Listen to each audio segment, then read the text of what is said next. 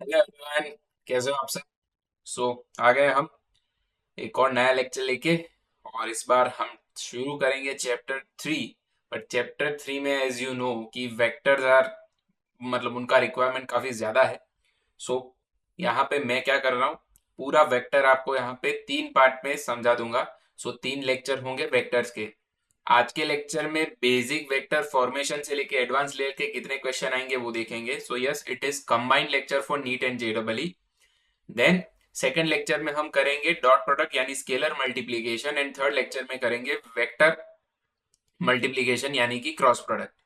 बराबर है। सो आज का लेक्चर क्योंकि थोड़ा थियरी भी है, सो समझाने का ज्यादा है यहाँ पे।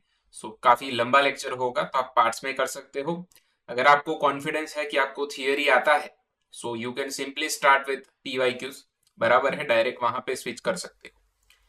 ठीक है। सो इनकेस थियरी भी रिवाइज करना है, सो 1.5 की स्पीड पे कर सकते हो। मैंने काफी बेसिक ही समझाया है, इन डिटेल नहीं समझाया, क्योंकि आप ऑलरेडी एक या दो बार तो पढ़ चुके होंगे। सो आपको केवल रिवाइज करना होता है। सो काफी डिटेल में हम नहीं गए थियरी में। सो स्टार्ट करते हैं, काफी ज्यादा कमेंट्री हो गई। So vector is denoted by this, ऐसे डिनोट करते हैं। इस वाले पार्ट को क्या बोलते हैं, एज यू नो, हेड बोलते हैं। पीछे वाले पार्ट को क्या बोलेंगे, टेल बोलेंगे। So we have head and we have tail. अब समझो यहाँ पे कि हमको वेक्टर का ऐसा तो क्या जरूरत पड़ गया, मतलब एक पूरा कॉन्सेप्ट अलग से क्यों डिफाइन करने का जरूरत पड़ा। सो इसको मैं दो एग्जांपल से समझा सकता हूँ। मोस्टली मैं इसी दो एग्जांपल से समझाता हूँ कि क्या है। सो लेट से आप, ये पानी का फ्लो है, ऐसे बह रहा है पानी Q2R डायरेक्शन में। अब आपको तैरना आता है, तो आप जो मैक्सिमम स्पीड से तैर सकते हो, तो वो है लेट से 3 मीटर पर सेकेंड, यानी आपका वेलोसिटी है 3 मीटर पर सेकेंड। ये मैक्सिमम है, आप इतनी वेलोसिटी से ही तैर सकते हो। ठीक है। अब आप पी से क्यू जाना चाहते हो, दैट इज वाई मैंने यहाँ पे क्या लिख दिया है, 3। सो हम पी से क्यू जाना चाहते हैं, बट पानी का फ्लो क्यू से आर है और वो है 4 मीटर पर सेकेंड का वेलोसिटी। तो ये आपको भी पता है कि आप तैरना भले ही पी से शुरू करो, आप कभी भी क्यू तक नहीं पहुंच पाओगे। आप ये वाला ट्रेजेक्टरी फॉलो करोगे जिसमें आप कहां से पी से कहां जा रहे हो, आर पे जा रहे हो, ऐसे। ओके। अब क्या आपका वेलोसिटी 3 होगा, या फिर आपका वेलोसिटी 4 होगा, या फिर कुछ और होगा। बराबर है। तो ऑब्वियसली यहाँ पे आपका वेलोसिटी ना ही 3 होगा ना ही 4 होगा, कुछ और होगा। ट्राई टू इमेजिन या फिर try to understand this thing. आप तैर रहे हो 3 की वेलोसिटी से, और वाटर आपको ऐसे खींच रहा है। तो आपको ऐसा लग रहा होगा कि आप सीधे तैर रहे हो, बट अल्टीमेटली आप कैसे तैर रहे हो, ऐसे तैर रहे हो ना। बराबर है। तो आपका रिजल्टेंट वेलोसिटी क्या आएगा, तो वो आएगा, अगर मैं यहाँ पे 90 डिग्री ले लूं, क्योंकि एक ट्राइंगल बन रहा है यहाँ पे, तो ये हाइपोटेनस होगा। तो ये आएगा 5 मीटर पर सेकेंड का वेलोसिटी। तो आप एक्चुअली 5 की वेलोसिटी से तैर रहे होंगे। तो इसी रीजन से हमको यहाँ पे, ऐसे तो बहुत सारे रीजन है, बट यहाँ पे स्पेसिफिकली इसी रीजन के कारण वेक्टर डिफाइन करने का जरूरत पड़ा। अब ऐसा तो क्या हो गया, तो यहाँ पे 3 + 4 7 नहीं हो रहा। यहाँ पे जो वेक्टर है ना, ये P से Q, ये वाई एक्सिस पे है, Q से R ये एक्स एक्सिस पे है। तो Y axis plus X axis 3 + 4, ये डायरेक्टली आप नहीं कर सकते, कभी भी नहीं कर पाओगे। तो जब ऐसा कोई सिचुएशन हो जिसमें एक से ज्यादा वेलोसिटी एसोसिएटेड हो, बराबर है, तब हम यहाँ पे क्या करते हैं, उसको दो पार्ट में डिवाइड कर देते हैं, एक एक्स पार्ट और दूसरा वाई पार्ट। इस पार्ट डिवीजन को ही क्या बोलते हैं, वेक्टर्स। बराबर है। पर सर हम जब तैर रहे होते हैं तो हमारा तो एक ही वेलोसिटी होता है। यस, हमारा एक ही वेलोसिटी है, ये 5। हमको भी यही फील होता है कि हमारा वेलोसिटी ज्यादा है, जो नॉर्मली हम तैर रहे हैं उससे ज्यादा है, ये 5 है। बराबर है। तो फिर ये 3 और 4 क्यों आए, तो देखो ये 5 कैसे आया वो समझना तो पड़ेगा ना। बराबर है। कि आप 5 से तैर रहे हो, कैसे, आपका ओरिजिनल आपका कैपेसिटी तो 3 है। बराबर। तो ये समझाने के लिए कि 5 कैसे आया, हमको वेक्टर का जरूरत पड़ता है। यानी कि वेक्टर क्यों इंट्रोड्यूस किए गए, मोशन को प्रॉपरली समझने के लिए। सेम में एक और एग्जांपल लेते हैं जिसमें आप समझ पाओगे कि मैं क्या कहना चाह रहा हूं। तो इन चैप्टर 2 हम ये पढ़ चुके हैं कि किसी भी ऑब्जेक्ट को, जैसे ये बॉल है, बराबर है, यहाँ पे फिर से वही बॉल ले लेते हैं, दोबारा गए।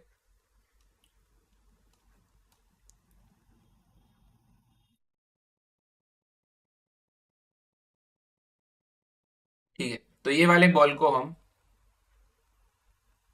सीधा फेंक रहे हैं ऐसे, बराबर। तो ये क्या करेगा, इसका ट्रेजेक्टरी क्या होगा, ये सीधा जाएगा, ये यहां से टर्न लेके वापस आ जाएगा सीधे ही, बराबर। तो ये क्या होगा, इसका मैक्सिमम हाइट होगा।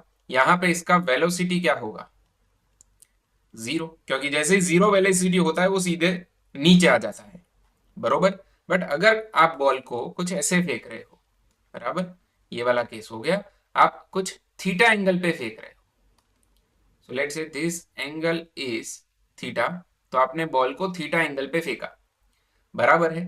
तो अब आपको ऐसा क्वेश्चन आ जाए, बॉल का ट्रेजेक्टरी क्या है, ये वाला, आपको ऐसा क्वेश्चन आ जाए कि भाई मैक्सिमम हाइट पे बॉल का वेलोसिटी क्या होगा यहाँ पे, तो अब आप जीरो आंसर नहीं दे पाओगे। क्यों, लेट से आपने आंसर दिया जीरो, तो जैसे ही मैक्सिमम हाइट पे जीरो वेलोसिटी होगा, ये बॉल सीधा ऐसे नीचे गिरना चाहिए, गिरेगा कि नहीं, गिरना तो चाहिए, बट क्या गिरता है, नहीं, बॉल तो ऐसे गिरता है ये वाले डॉटेड लाइन वाली ट्रेजेक्टरी पे। तो हुआ क्या होगा, यहाँ पे बेसिकली मोशन कैसे हो रहा है वो समझना पड़ेगा। तो हम क्या कर सकते हैं, ये जो वेलोसिटी है, ये इसका एक्चुअल वेलोसिटी जो हमको फील होता है, जो दिखता है, जैसे यहाँ पे पी से आर हमको फील हो रहा था कि हम ऐसे ही तैर रहे हैं, बराबर। तो हम इसके क्या करेंगे, दो पार्ट कर लेंगे, ये इसका एक्स पार्ट, ये इसका वाई पार्ट हुआ, तो ये वी वाई आएगा और ये आएगा वी एक्स।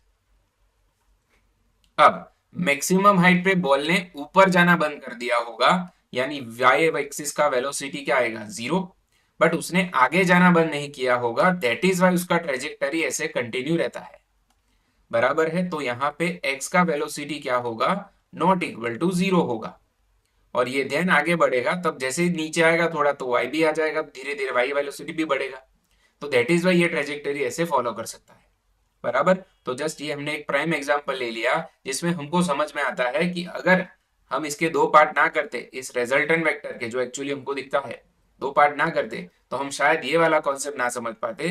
तो ऐसे बहुत सारे कॉन्सेप्ट आते हैं जिसमें ऐसी चीजें होती है, जिसमें हमको दो पार्ट करने होते हैं, बराबर। तो इस पी आर को या फिर इस वी वेलोसिटी को हम क्या बोलते हैं, रिजल्टेंट वेक्टर या फिर रिजल्टेंट वेलोसिटी।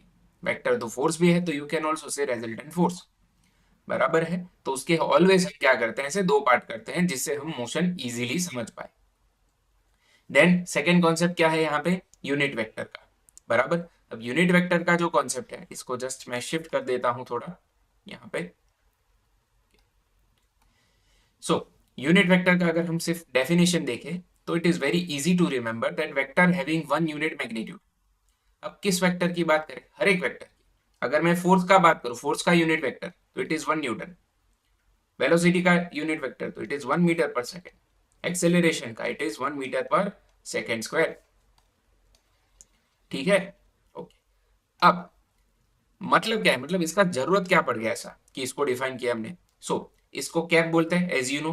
तो आई कैप यानी क्या होगा, unit vector of x axis, ये भी आपको पता ही है।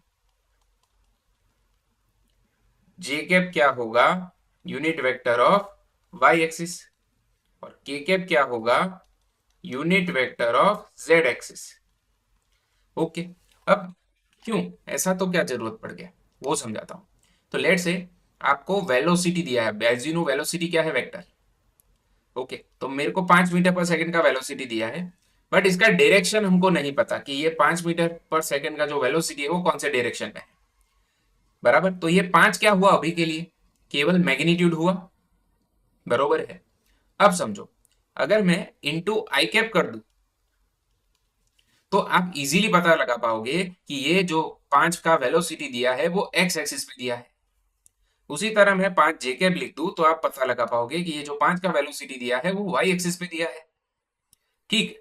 तो यूनिट वेक्टर से आपको क्या पता चलता है, डायरेक्शन, कि वो कहां जाने वाला है। तो मैग्नीट्यूड को किससे मल्टीप्लाई किया, यूनिट वेक्टर से, तो हमको क्या मिल गया, डायरेक्शन। तो लेट से ये है मैग्नीट्यूड विच इज आर, कोई भी एक रैंडम वेक्टर है आर, और इनटू उसका यूनिट वेक्टर करेंगे, हमको एक्सेस नहीं पता, दैट इज वाई, तो आर कैप। तो मेरे को क्या मिलने वाला है, वेक्टर आर मिलने वाला है। तो यूनिट वेक्टर का फॉर्मूला क्या आएगा, अगर मैं इसको सब्जेक्ट बना लूं यहाँ पे, तो वो आएगा वेक्टर अपॉन उसका मैग्नीट्यूड, ये मोस्टली आपके एनसीईआरटी में लिखा होता है, ये कैसा है वो मैंने आपको समझाया। ओके, अब थोड़ा सेंस बनाते हैं और ज्यादा यहाँ पे। लेट से आपको ऐसे कुछ दिया है data, 5i cap plus 5j cap, यानी ये वेलोसिटी है। लेट से इसको आप ऐसे भी लिख सकते हो 5,5, माइनस होता तो माइनस ऐसे लिख देते। तो आपको ऐसा वेलोसिटी दिया है, एक्स एक्सिस पे 5 है, वाई एक्सिस पे 5 है, तो ये वेक्टर ड्रॉ करें। इसका वेलोसिटी वेक्टर आपको ड्रॉ करना है, तो आप कैसे ड्रॉ करेंगे? So simply you can pause and try.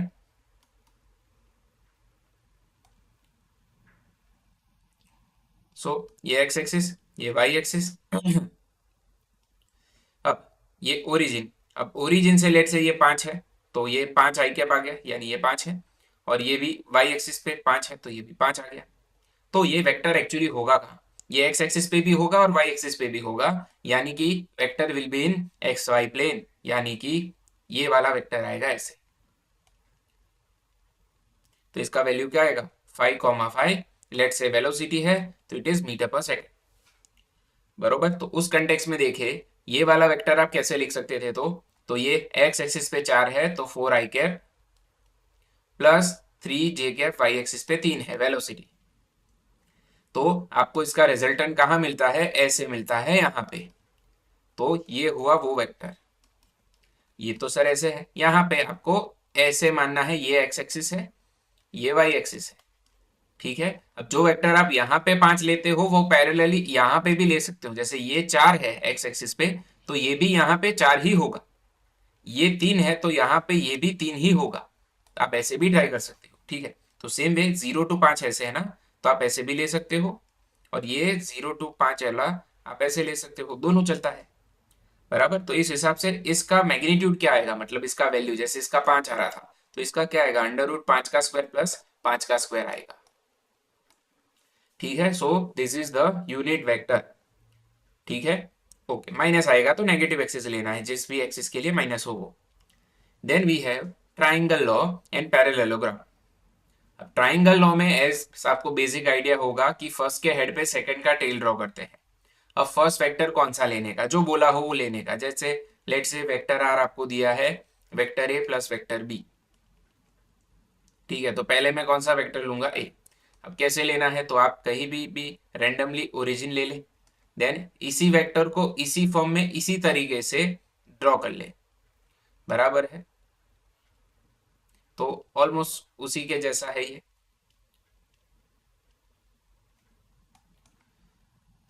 तो दिस इज वेक्टर ए।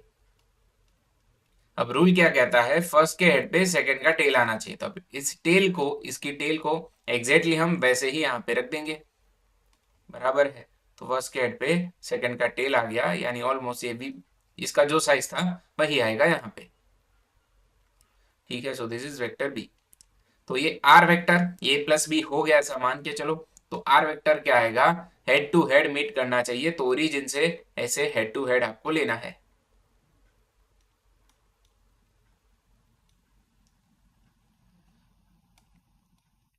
बरोबर है, सो ये वेक्टर आर आएगा A plus B vector. Okay, उसी तरह अगर आप यहाँ पे ऐसा दिया होता vector R equal to B plus A,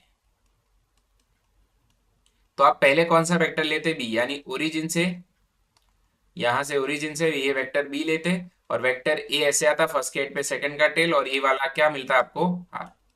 तो यहाँ पे जो आर का लेंथ मिलेगा और ये जो आर का लेंथ है दोनों सेम आता है। ठीक है, यही वेक्टर एडिशन होता है, यही ग्राफिकल मेथड होता है जिसमें हमको एक्यूरेट मेजरमेंट करना होता है। But in MCQ and in reality हम ऐसा नहीं करते, इसलिए अभी के लिए तो आपको मान के चलना है कि इट इज कम्यूटेटिव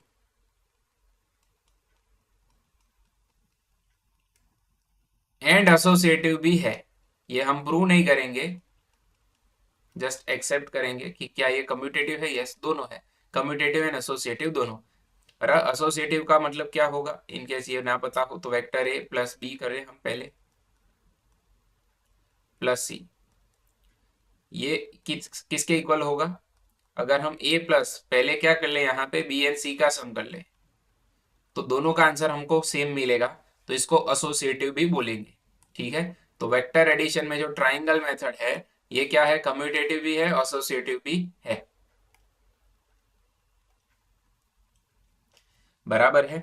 इसके अलावा जो सब्ट्रैक्शन होता है तो उसमें भी ट्राइंगल लॉ ही अप्लाई होता है। सब्ट्रैक्शन के लिए आपको केवल क्या करना है, इस बी वेक्टर को नीचे की जगह कहाँ ले लेना है, ऊपर, तो ये माइनस बी हो जाएगा। तो सब्ट्रैक्शन भी ट्राइंगल लॉ से ही होगा। तो वेक्टर सब्ट्रैक्शन के लिए कोई मेथड नहीं है, एडिशन के मेथड से ही सब्ट्रैक्शन होगा। So you have to write A plus minus B, यानी ये क्या हुआ, सम हुआ, यानी ट्राइंगल लॉ लग गया, और माइनस बी उसका डायरेक्शन अपोजिट है। ठीक है। Then we have parallelogram. Parallelogram में भी वेरी इजी, आपको ओरिजिन से आपकी मर्जी का कोई भी एक वेक्टर ले लेना है दोनों में से। एंड मेक श्योर आपको पता हो कि पैरेललोग्राम में दो ही वेक्टर यूज होते हैं। यहाँ पे तीसरा आ गया ना, सी वेक्टर, पैरेललोग्राम में नहीं आ सकता। तो लेट से मैं पहले वेक्टर ए ड्रॉ कर रहा हूँ, तो एग्जैक्टली वही वेक्टर यहाँ पे ड्रॉ कर लिया, वेक्टर ए। अब फर्स्ट के हेड पे क्या आएगा, सेकंड का टेल आएगा, तो ये रहा सेकंड वेक्टर, तो वो कुछ ऐसे आएगा, टेढ़ा।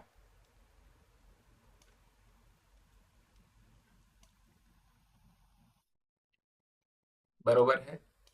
तो ये है वेक्टर बी, फर्स्ट के हेड पे सेकंड का टेल।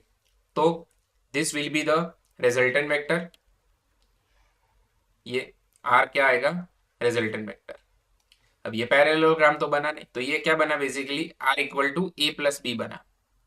अब सेम वे अगर आप सोचो, अगर आपने पहले बी वेक्टर ड्रॉ किया होता, बराबर, तो ये लो, वेक्टर बी ले लिया मैंने, ये फर्स्ट वेक्टर है। फर्स्ट के हेड पे क्या आएगा, सेकंड का टेल, तो ये वेक्टर ए का टेल यहां पे ड्रॉ करना है, तो ये आ गया टेल।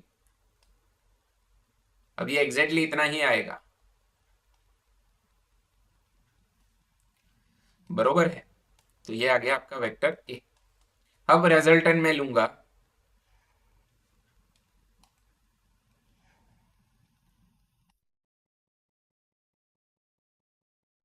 बिगड़ गया भाई,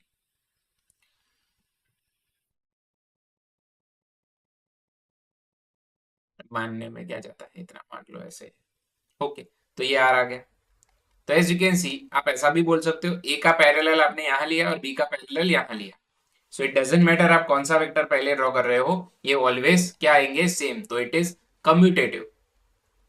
ये भी क्या है, कम्यूटेटिव ही है। तो आर इक्वल टू क्या आएगा, इधर यू राइट फर्स्ट के हेड पे सेकंड का टेल ऐसे, या फिर फर्स्ट के हेड पे सेकंड का टेल ऐसे। अब ये क्यों, मतलब इसका क्या यूज होता है, तो देखो कभी कभी आपको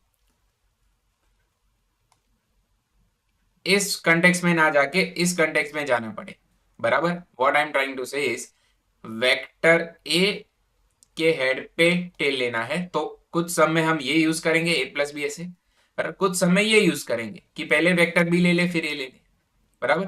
अब ये एग्जैक्टली क्या है, वो सम सॉल्व करेंगे तब आपको आइडिया आ जाएगा। बट इसका लॉजिक क्या है वो मैं ट्राई कर रहा हूं आपको समझाने का, कि हमको दोनों का जरूरत पड़ता है, तो हम अपने स्वार्थ के हिसाब से यहाँ पे फर्स्ट वेक्टर लेते हैं ऑलवेज। ओके। उसके बाद क्या है, उसके बाद है रेजोल्यूशन ऑफ वेक्टर्स।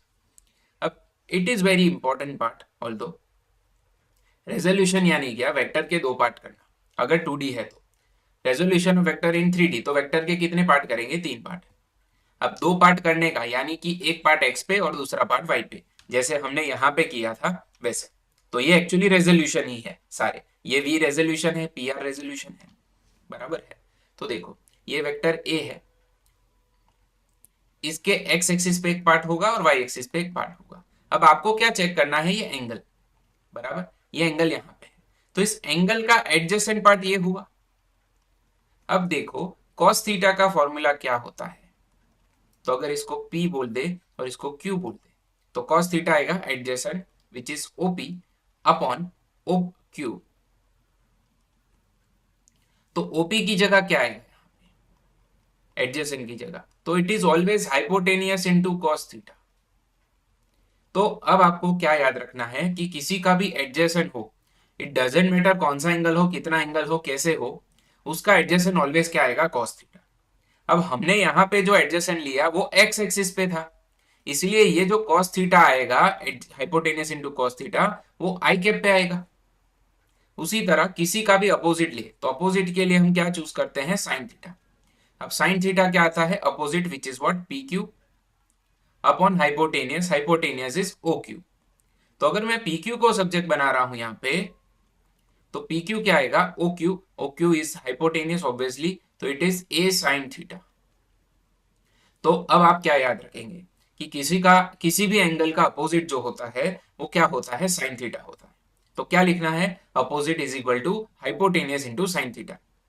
बरोबर है। अगर साइन थीटा वाई एक्सिस पे है तो जे कैप लिखे, एक्स एक्सिस पे है तो आई कैप लिखे। तो हमने अभी के लिए यहाँ पे जो एंगल लिया है उसके हिसाब से आपको ऐसा ऐसा मिल रहा है, आई कैप एंड जे कैप। ठीक है। अब इसका स्क्वायर करेंगे और इसका स्क्वायर करके दोनों का क्या करेंगे, एडिशन। तो you will get something like A X square plus A Y square is equal to, right side पे आपको क्या मिलेगा, ए स्क्वायर कॉमन ले लेने हैं और cos square theta plus sign square theta आएगा। अब ये cos square plus sine square क्या आएगा, 1 आएगा, तो एक का रूट क्या आएगा आपको, ओरिजिनली ये आंसर मिल जाएगा। तो इसको क्या बोलते हैं, वेक्टर का मैग्नीट्यूड, बराबर है under root A X square plus A Y square. And at last we have here the direction, बराबर है। वेक्टर का डायरेक्शन पता होना चाहिए, जीवन का डायरेक्शन तो धीरे धीरे तुमको मालूम पड़ ही जाएगा। सो this is the direction, direction always tan theta से आता है। फॉर्मूला नहीं रटना, टेन थीटा यानी अपोजिट बाय एडजेसेंट, ये पता होना चाहिए। ठीक है। So this is the resolution of vector in 2D। Now in 3D इसके भी काफी अच्छे अच्छे क्वेश्चन आए हैं पीवाईक्यू में, बराबर है। तो 3D में एज यू कैन सी ये 3D वेक्टर ऐसे बाहर आ रहा है। अब ये x के साथ अल्फा बना रहा, y के साथ बीटा और z के साथ गामा एंगल बना रहा। ओके। तो यहाँ पे इसका x पार्ट आएगा एडजेसेंट, तो अल्फा का एडजेसेंट क्या आएगा, cos, तो आई कैप। ठीक है। तो ए एक्स आई कैप, तो ये कॉस अल्फा आएगा। बीटा का एडजेसेंट क्या आएगा, ऑलवेज आपको एडजेसेंट का ही जरूरत पड़ेगा, कभी भी अपोजिट का यूज रेयरली होगा। ठीक है। तो इस बीटा का एडजेसेंट क्या आएगा, अगेन कॉस आएगा, तो ये कॉस बीटा आएगा। बट वाई एक्सिस पे है तो क्या लिखना है, ऑब्वियसली जे कैप। और जेड है तो गामा का भी अगर आप एडजेसेंट ढूंढोगे, बराबर है, अगर इसको 3D में सोच के, तो it will B A cos gamma and के कैप, बराबर है। तो अब ये क्या है, ए, इसका मैग्नीट्यूड है under root A X square plus A Y square plus A Z square. So it become very easy for you कि अगर आपको 1 2 3 दिया है और आपको दिख रहा है ये एक्स वाई एंड जेड, ये तीनों एक्सिस हो गई, तो तीनों एक दूसरे के परपेंडिकुलर है, उसके कारण इसका मैग्नीट्यूड आएगा 1 का स्क्वायर प्लस 2 का स्क्वायर प्लस 3 का स्क्वायर। 2D में होता और आपको ऐसे दे दिया होता 1 2 देते, तो इसका मैग्नीट्यूड क्या आता। ठीक है। ये मैंने क्या ढूंढा है, मैग्नीट्यूड ढूंढा है एक्चुअली, अंडर रूट 1 का स्क्वायर प्लस 2 का स्क्वायर। ठीक है। So this is the resolution of vector. And then we have at last example 3.2 which is very very important. इसके आप देखोगे काफी सारे पीवाईक्यूज आए हैं। Okay. So vector A and B के बीच का एंगल हमको दिया है थीटा। अब एक्चुअली ये बी वेक्टर हम यहां पे भी ड्रॉ कर सकते थे और ये एंगल भी थीटा ले सकते थे ए एंड बी के बीच का, बट यहां से परपेंडिकुलर ड्रॉ करने में हमको प्रॉब्लम होगा, इसलिए हमने अपने स्वार्थ के हिसाब से ऐसे कुछ ले लिया बी को, और थीटा एंगल ऐसे बनेगा। अब ये कैसे आता है, बहुत सारे बच्चों का ऐसा कंफ्यूजन होता है कि सर ये थीटा कैसे आएगा, ये नहीं आएगा क्या, नहीं, वेक्टर ए कहाँ जा रहा है, आगे जा रहा है ना, तो आप ए को ऐसे आगे भी ले सकते थे समझने के लिए, इसका डायरेक्शन क्या है आगे, तो ये बी ऐसे जा रहा, तो ये दोनों के बीच का एंगल थीटा बनेगा ना। ठीक है। सो हमको क्या पूछा है, इस आर का वैल्यू मतलब मैग्नीट्यूड क्या होगा अगर दो वेक्टर जिनके बीच का एंगल क्या है, theta. So theta is the angle between A and B. तो देखो आपको आर का आंसर मिलेगा। अब कैसे किया था, तो ये ओ है, पी है, ये क्यू है और ये एस है।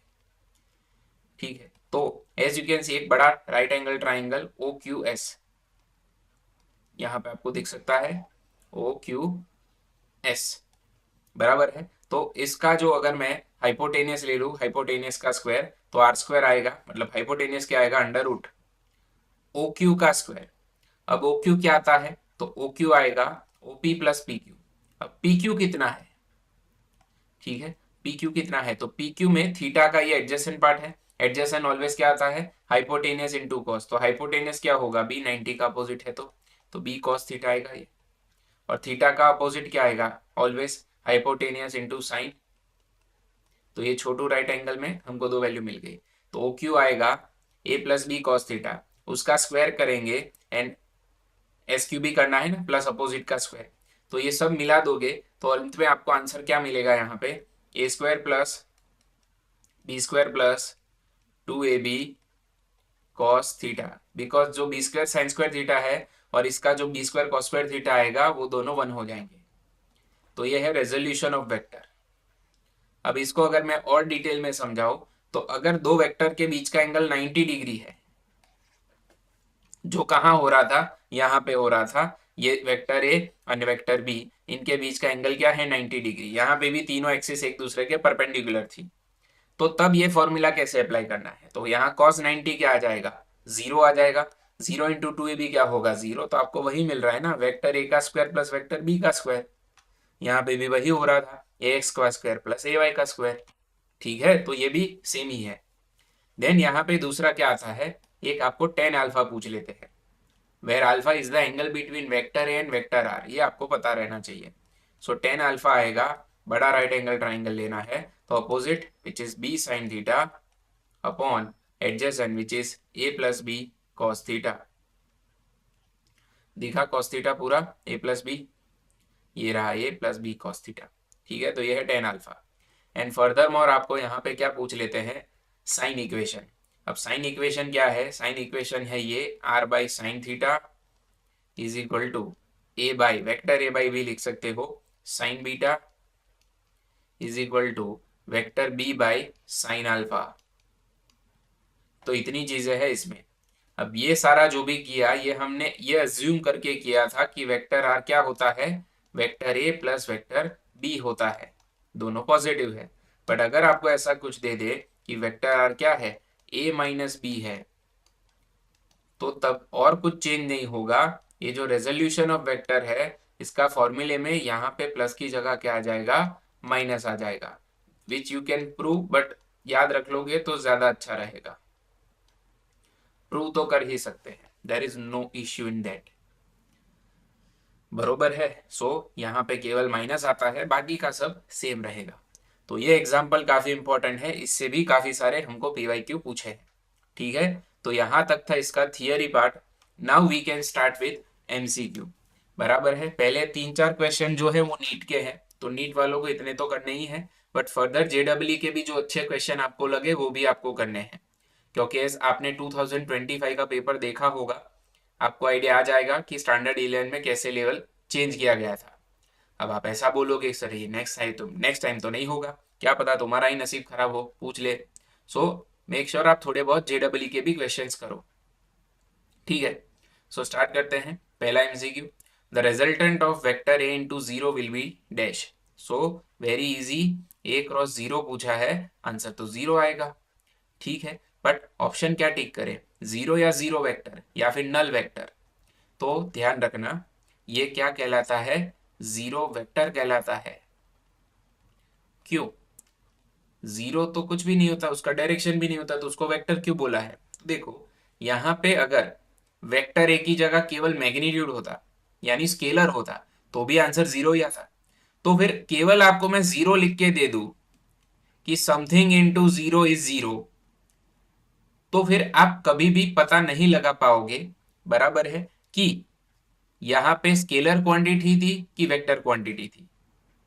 ठीक है, तो दैट इज वाई अगर मैं यहां पे ऐसा बोलूं जीरो वेक्टर तो आपको पता लगेगा ना कि ये वेक्टर था, और केवल जीरो बोलूं तो यहाँ आपको ये पता चलेगा कि यहाँ क्या था, स्केलर था। सो दैट इज वाई कुछ ऐसे लॉजिक से यहाँ पे नल वेक्टर इंट्रोड्यूस किया गया था।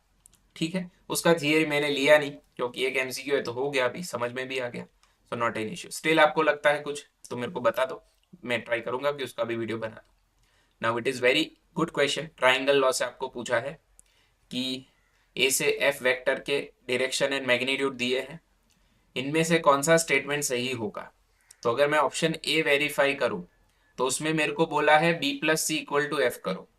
तो सबसे पहले कौन सा वेक्टर लेंगे, ओरिजिन से वेक्टर बी, तो बी नीचे जा रहा है तो मैंने वेक्टर बी नीचे ले लिया ऐसे। अब फर्स्ट के हेड पे सेकंड का टेल यानी सी वेक्टर ऐसे आएगा, तो इसका रिजल्टेंट कैसे आएगा, हेड टू हेड मीट करना चाहिए यानी ये आएगा। अब हमारे लिए ये एफ है बट एफ तो उन्होंने ऐसा दिया है, तो ये वाला ऑप्शन क्या हो जाएगा, गलत हो जाएगा। So same way you can try B C and D और बताओ कौन सा सही आंसर आएगा। बराबर है। सो आई होप आपने कर लिया हो। So answer will be C. बराबर। कैसे? तो अगर ऑप्शन बी ड्रॉ करें तो डी वेक्टर आएगा ऊपर। तो अगर ओरिजिन से मैं पहले वेक्टर डी ड्रॉ कर लूं तो ये कुछ ऐसे मिलेगा।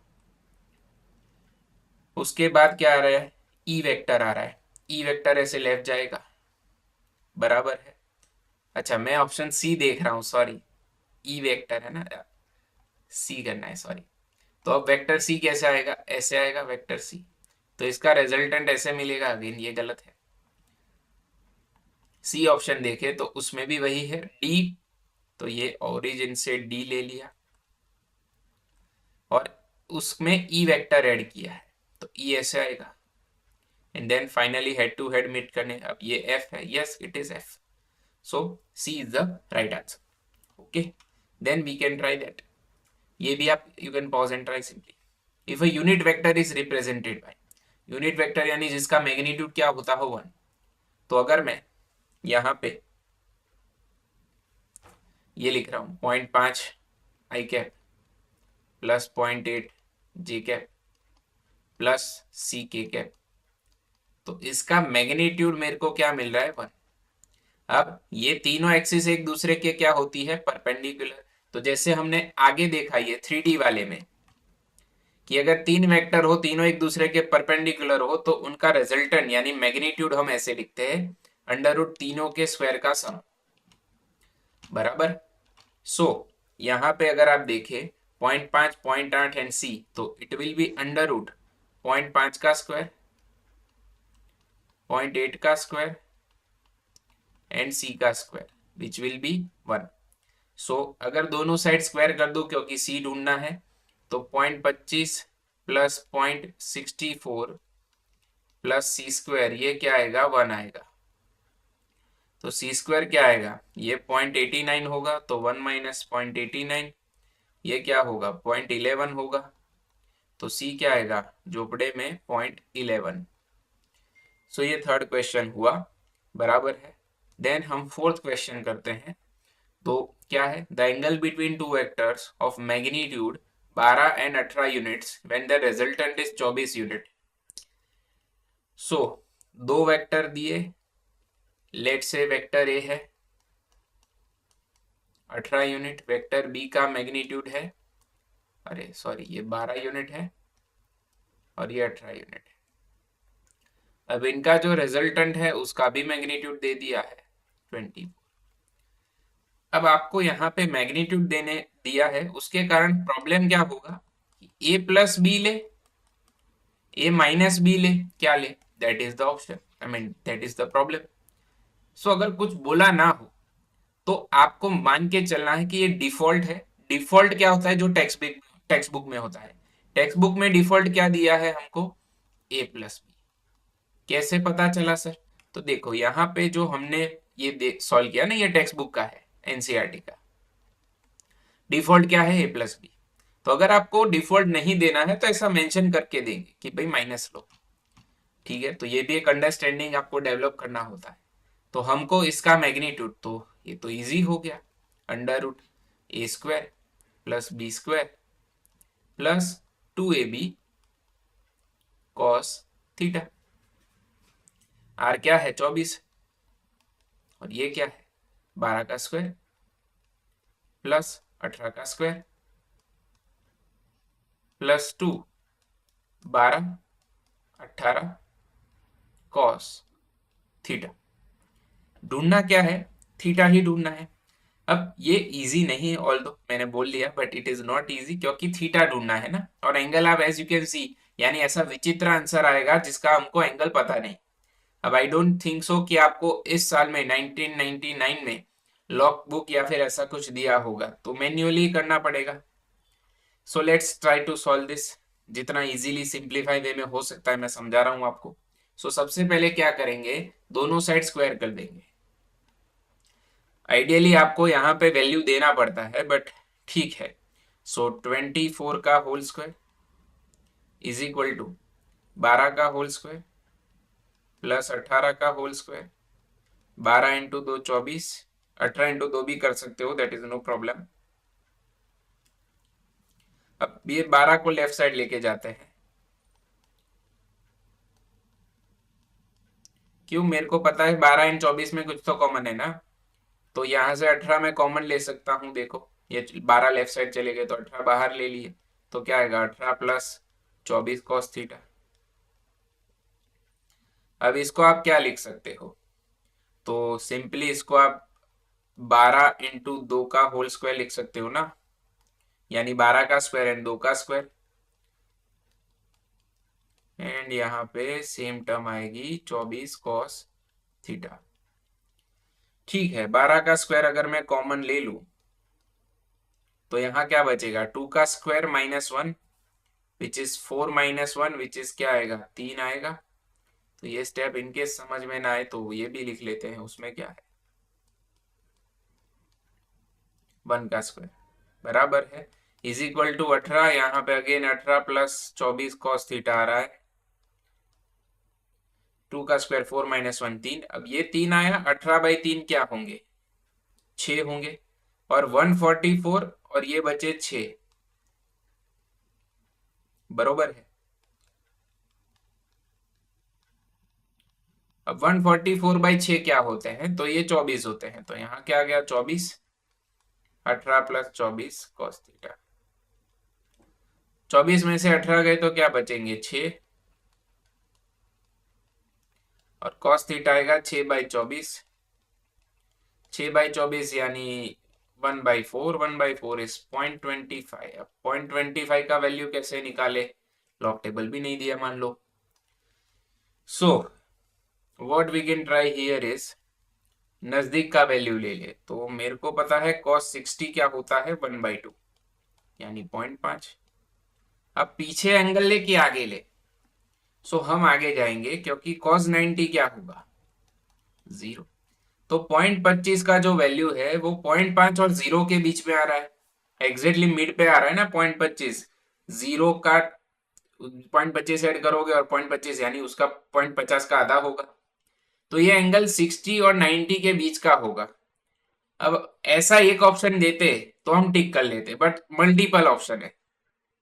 अब ऑब्वियसली 89 नहीं होगा क्योंकि उसका वैल्यू ऑलमोस्ट 0 होगा, क्योंकि cos 90 0 है। तो आप अक्कड़ बक्कड़ कर सकते हो यहाँ पे, बट वो नहीं करना। तो आइडियल मेथड क्या होगा, तो सिंपली इसका मिड पॉइंट कैसे निकाले एंगल का, तो this you have to remember this, ये मेथड 60 + 90/2 कर लेना है, तो ऑलमोस्ट आपको सही आंसर मिलेगा। सो 60 + 90 क्या आएगा 150, 150/2 क्या आएगा 75, तो हमको 75 पॉइंट समथिंग आंसर मिलेगा। So B is the right answer, you can try and check. बराबर है, ये आंसर आएगा 75 डिग्री 52 मिनट। ठीक है, सो ये आपको याद रखना पड़ेगा, there is no other option. ऐसा कोई पीआई वो बना भी सकते हैं, तो ये टफ कहा जाएगा कैलकुलेशन वाइज। ठीक है, अब हम यहाँ पे क्रोनोलॉजी के हिसाब से जाएंगे, पहले 24, फिर 23, 22, 21, 20 में पूछा हो तो 20 और 19, वहां तक के पीवाई क्यू हमने कर लिए है। कुछ बीच में बच गया हो तो यू कैन ट्राई यहाँ पे। ठीक है, so simply you can pause and try. So 3 vectors OP, OQ and OR, हर एक का मैग्नीट्यूड क्या है A है, यानी सबका मैग्नीट्यूड सेम है, as shown in the figure. The resultant of 3 vectors is A√x, तो x का वैल्यू क्या होगा, यानी इन तीनों का रिजल्टेंट देखना है। सो अगर इसको मैं फिर से ड्रॉ करूं यहाँ पे और आपको बेसिक से समझाने का ट्राई करूं, तो ये O है और मैं दो ही वेक्टर ड्रॉ कर रहा हूं जो एक दूसरे के परपेंडिकुलर है, यानी कि ये रहा पहला वेक्टर, आई मीन दूसरा वेक्टर, पहले OP दिया है तो ये रहा OP। Okay, so this is Q and this is P। As you can see दोनों के बीच का एंगल है 90 डिग्री, उन्होंने ही दे दिया है। तो दो वेक्टर के बीच का एंगल अगर 90 हो तो then it is very easy for us to guess the resultant vector with angle. बराबर है, सो यहाँ पे ये जो आएगा इन दोनों का रिजल्टेंट आएगा। अब दोनों का मैग्नीट्यूड ए है, सो एंगल 90 है, तो एग्जैक्टली मिड में डिवाइड होगा ना एंगल 45, 45, तो ये रिजल्टेंट आएगा √2 × a। कैसे कर लिया ये, तो √a² + a², और cos 90 0 हो गया तो वो वाला टर्म नहीं लिखा। ठीक है, तो ये हो गया रिजल्टेंट पहले। अब जो दूसरा तीसरा वेक्टर था ओ आर, वो ड्रॉ कर लेते हैं।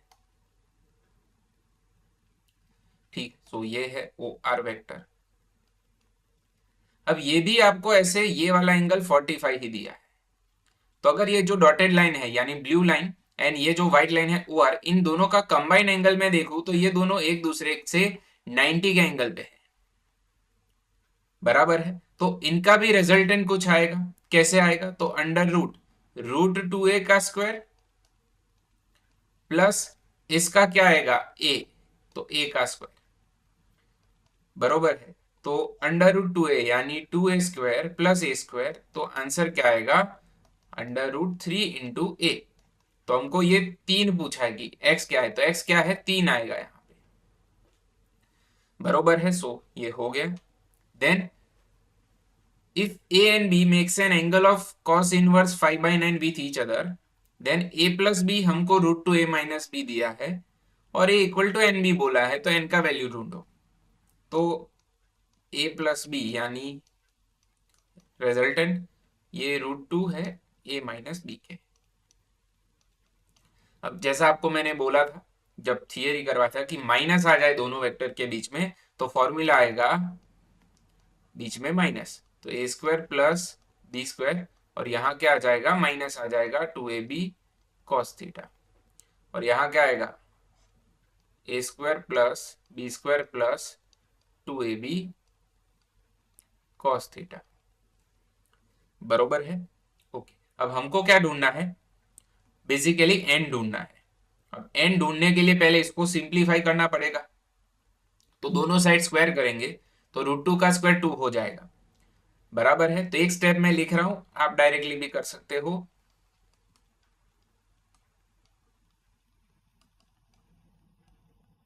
ए square plus B square minus 2ab cos theta. Okay, तो ये 2 मल्टीप्लाई हुआ तो 2 2 4 हो गए, माइनस 4 इस साइड गए तो ये 6ab हो गया। ये 2a स्क्वायर 2b स्क्वायर और A square B square right side जाएंगे तो केवल ए स्क्वायर बी स्क्वायर बचेगा। अब यहाँ पे ढूंढना क्या है n, तो हमको दे दिया है कि a की जगह क्या रखना है एन बी मैग्नीट्यूड में, तो a की जगह एन बी रख देते हैं। ऑल्सो आपको यहाँ पे एंगल भी दे दिया है कि कॉस इनवर्स 5/9 क्या है थीटा है, सो कॉस थीटा क्या आएगा 5/9 आएगा, तो ये 5/9 दे दिया, और एक ही जगह क्या रखना है एन बी, एक ही जगह क्या आएगा एन बी। ओके, तो ये 6 9 है तो 3 और 2, तो यहाँ पे 2nb स्क्वायर इंटू 5/3, और यहाँ पे बी स्क्वायर अगर मैं कॉमन ले लू तो n स्क्वायर प्लस 1। अब B square as you can see cancel हो रहे हैं, और ये 5 इंटू 10 सॉरी 5 इंटू 2 10, तो 10n, और 3 ऐसे ऊपर गए तो 3n स्क्वायर प्लस 3 होगा, सो 3n square minus 10n plus 3, ये क्या आ रहा है 0 आ रहा है। तो अगर यहाँ पे हम इसका मतलब सेट करें कि क्या आएगा इनका वैल्यू, तो 3n स्क्वायर इसके ऐसे पार्ट करेंगे कि 9 1 जार यानी minus 9n minus n plus 3। ठीक है, सो 3n कॉमन ले लेते हैं तो ये आएगा n माइनस 3, माइनस 1 कॉमन ले लिया तो ये हो गया n माइनस 3। तो n के दो आंसर आएंगे, एक तो 3 आएगा, अब ये मैं डायरेक्टली लिख रहा हूँ, इतना इससे ज्यादा सिंप्लीफाई क्यों करे, और n आएगा 1/3। अब हमको इंटीजर पूछा है, ये इंटीजर नहीं है तो हमको 3 यानी 3 इज आवर आंसर, बराबर है। सो इसके बाद the resultant of two vectors a and b is perpendicular to a and its magnitude is half that of b. The angle between vectors a and b is dash. सो अगर इसको पहले part में divide करें, दो part में divide करते हैं question को, the resultant of two vectors a and b, तो लेट्स से इन दोनों का रिजल्टेंट है r। अब r क्या है, may be it can be a plus B, it can be a minus B, but कुछ बोला नहीं तो बाय डिफॉल्ट हम ऐसा लेके चल सकते हैं, बट ठीक है देखते हैं क्या है। तो r वेक्टर इनका रिजल्टेंट है जो a के परपेंडिकुलर है, यानी अगर मैं ये r वेक्टर लेता हूं जस्ट हाइपोथेटिकली, तो यहाँ पे मेरे को ये मिलेगा वेक्टर ए।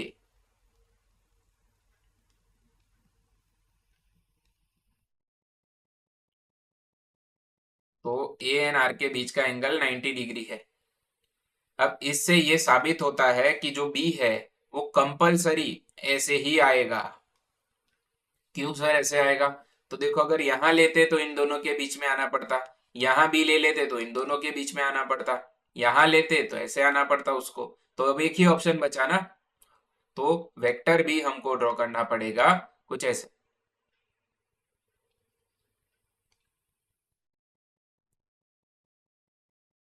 तो इससे ये ए एंड बी के बीच का बन गया रिजल्टेंट वेक्टर ऐसे, जिससे ये एंगल 90 डिग्री बन रहा है।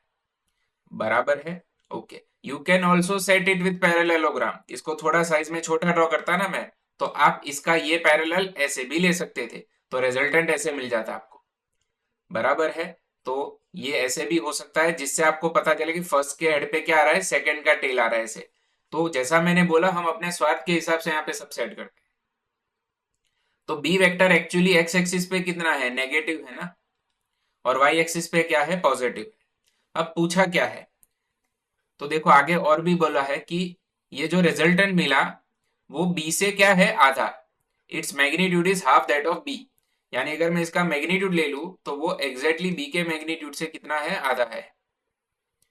बरोबर है, यानी इसका वैल्यू इससे आधा है। दैट इज वाई मैंने ये थोड़ी साइज में बड़ा ड्रॉ किया, और कुछ नहीं।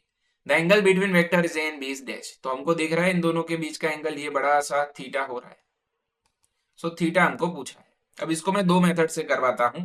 पहले जो ट्रिग्नोमेट्री का बेसिक होगा वैसे कर लेते हैं। तो वो कैसे होगा हमसे, तो यहाँ पे हम क्या करेंगे, परपेंडिकुलर लाइन ले लेंगे ऐसे, ये 90। अब इतना जो एंगल बनेगा ये ब्लू वाला, लेट से ये बीटा है। अब बीटा का एडजेसेंट क्या है, आर। तो अगर मैं यहाँ कॉस बीटा लिखूं तो वो एडजेसेंट आएगा आर, अपॉन उसका हाइपोटेनियस आएगा बी। ठीक है, ये अल्फा ऑलरेडी हमको दे दिया है 90 डिग्री। तो आर का वैल्यू आएगा बी बाई टू, और ये बी आएगा तो ये 1/2 बचा। तो हमको बीटा क्या मिला, बराबर है 60 डिग्री मिला ना। तो 60 plus 90, 150 degree. This is the answer. बरोबर है। अब दूसरा वे क्या है, जो साइन इक्वेशन था ना वो भी आप यूज कर सकते हो। R by sine theta, theta तो ढूंढना है, इज इक्वल टू, हमको बी पता है, वो आर से आधा, मतलब आर का पता है बी से आधा होता है, इसलिए बी बाई साइन क्या आएगा, अल्फा आएगा।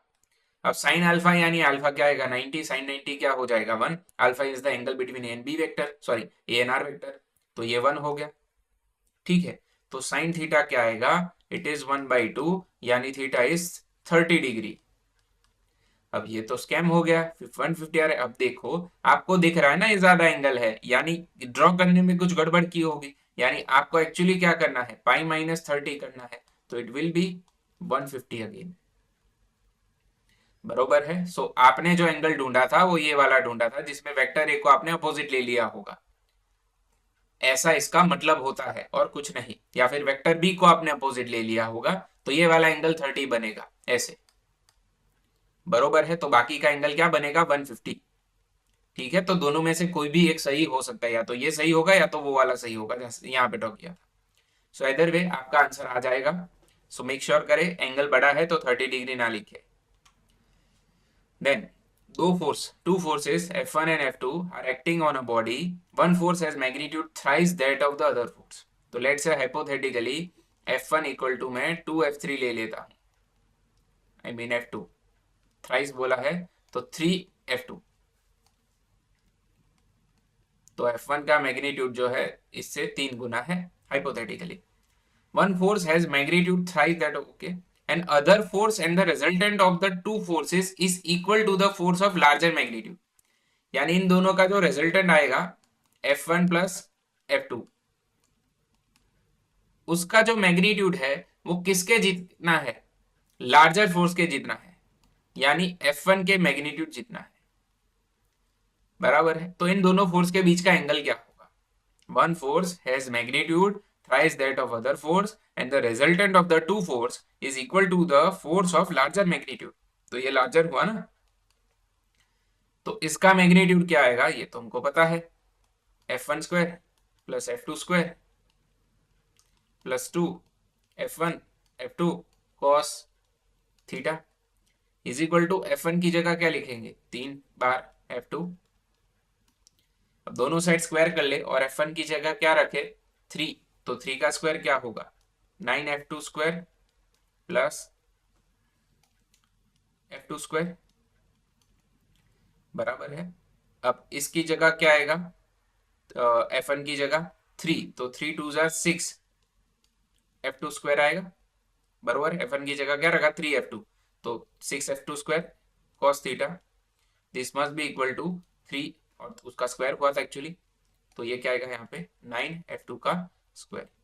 9 कैंसिल हो गए, ये f2 राइट साइड जाएगा तो माइनस होगा, तो 6f2 square is equal to cos theta, ये आएगा -f2 का square.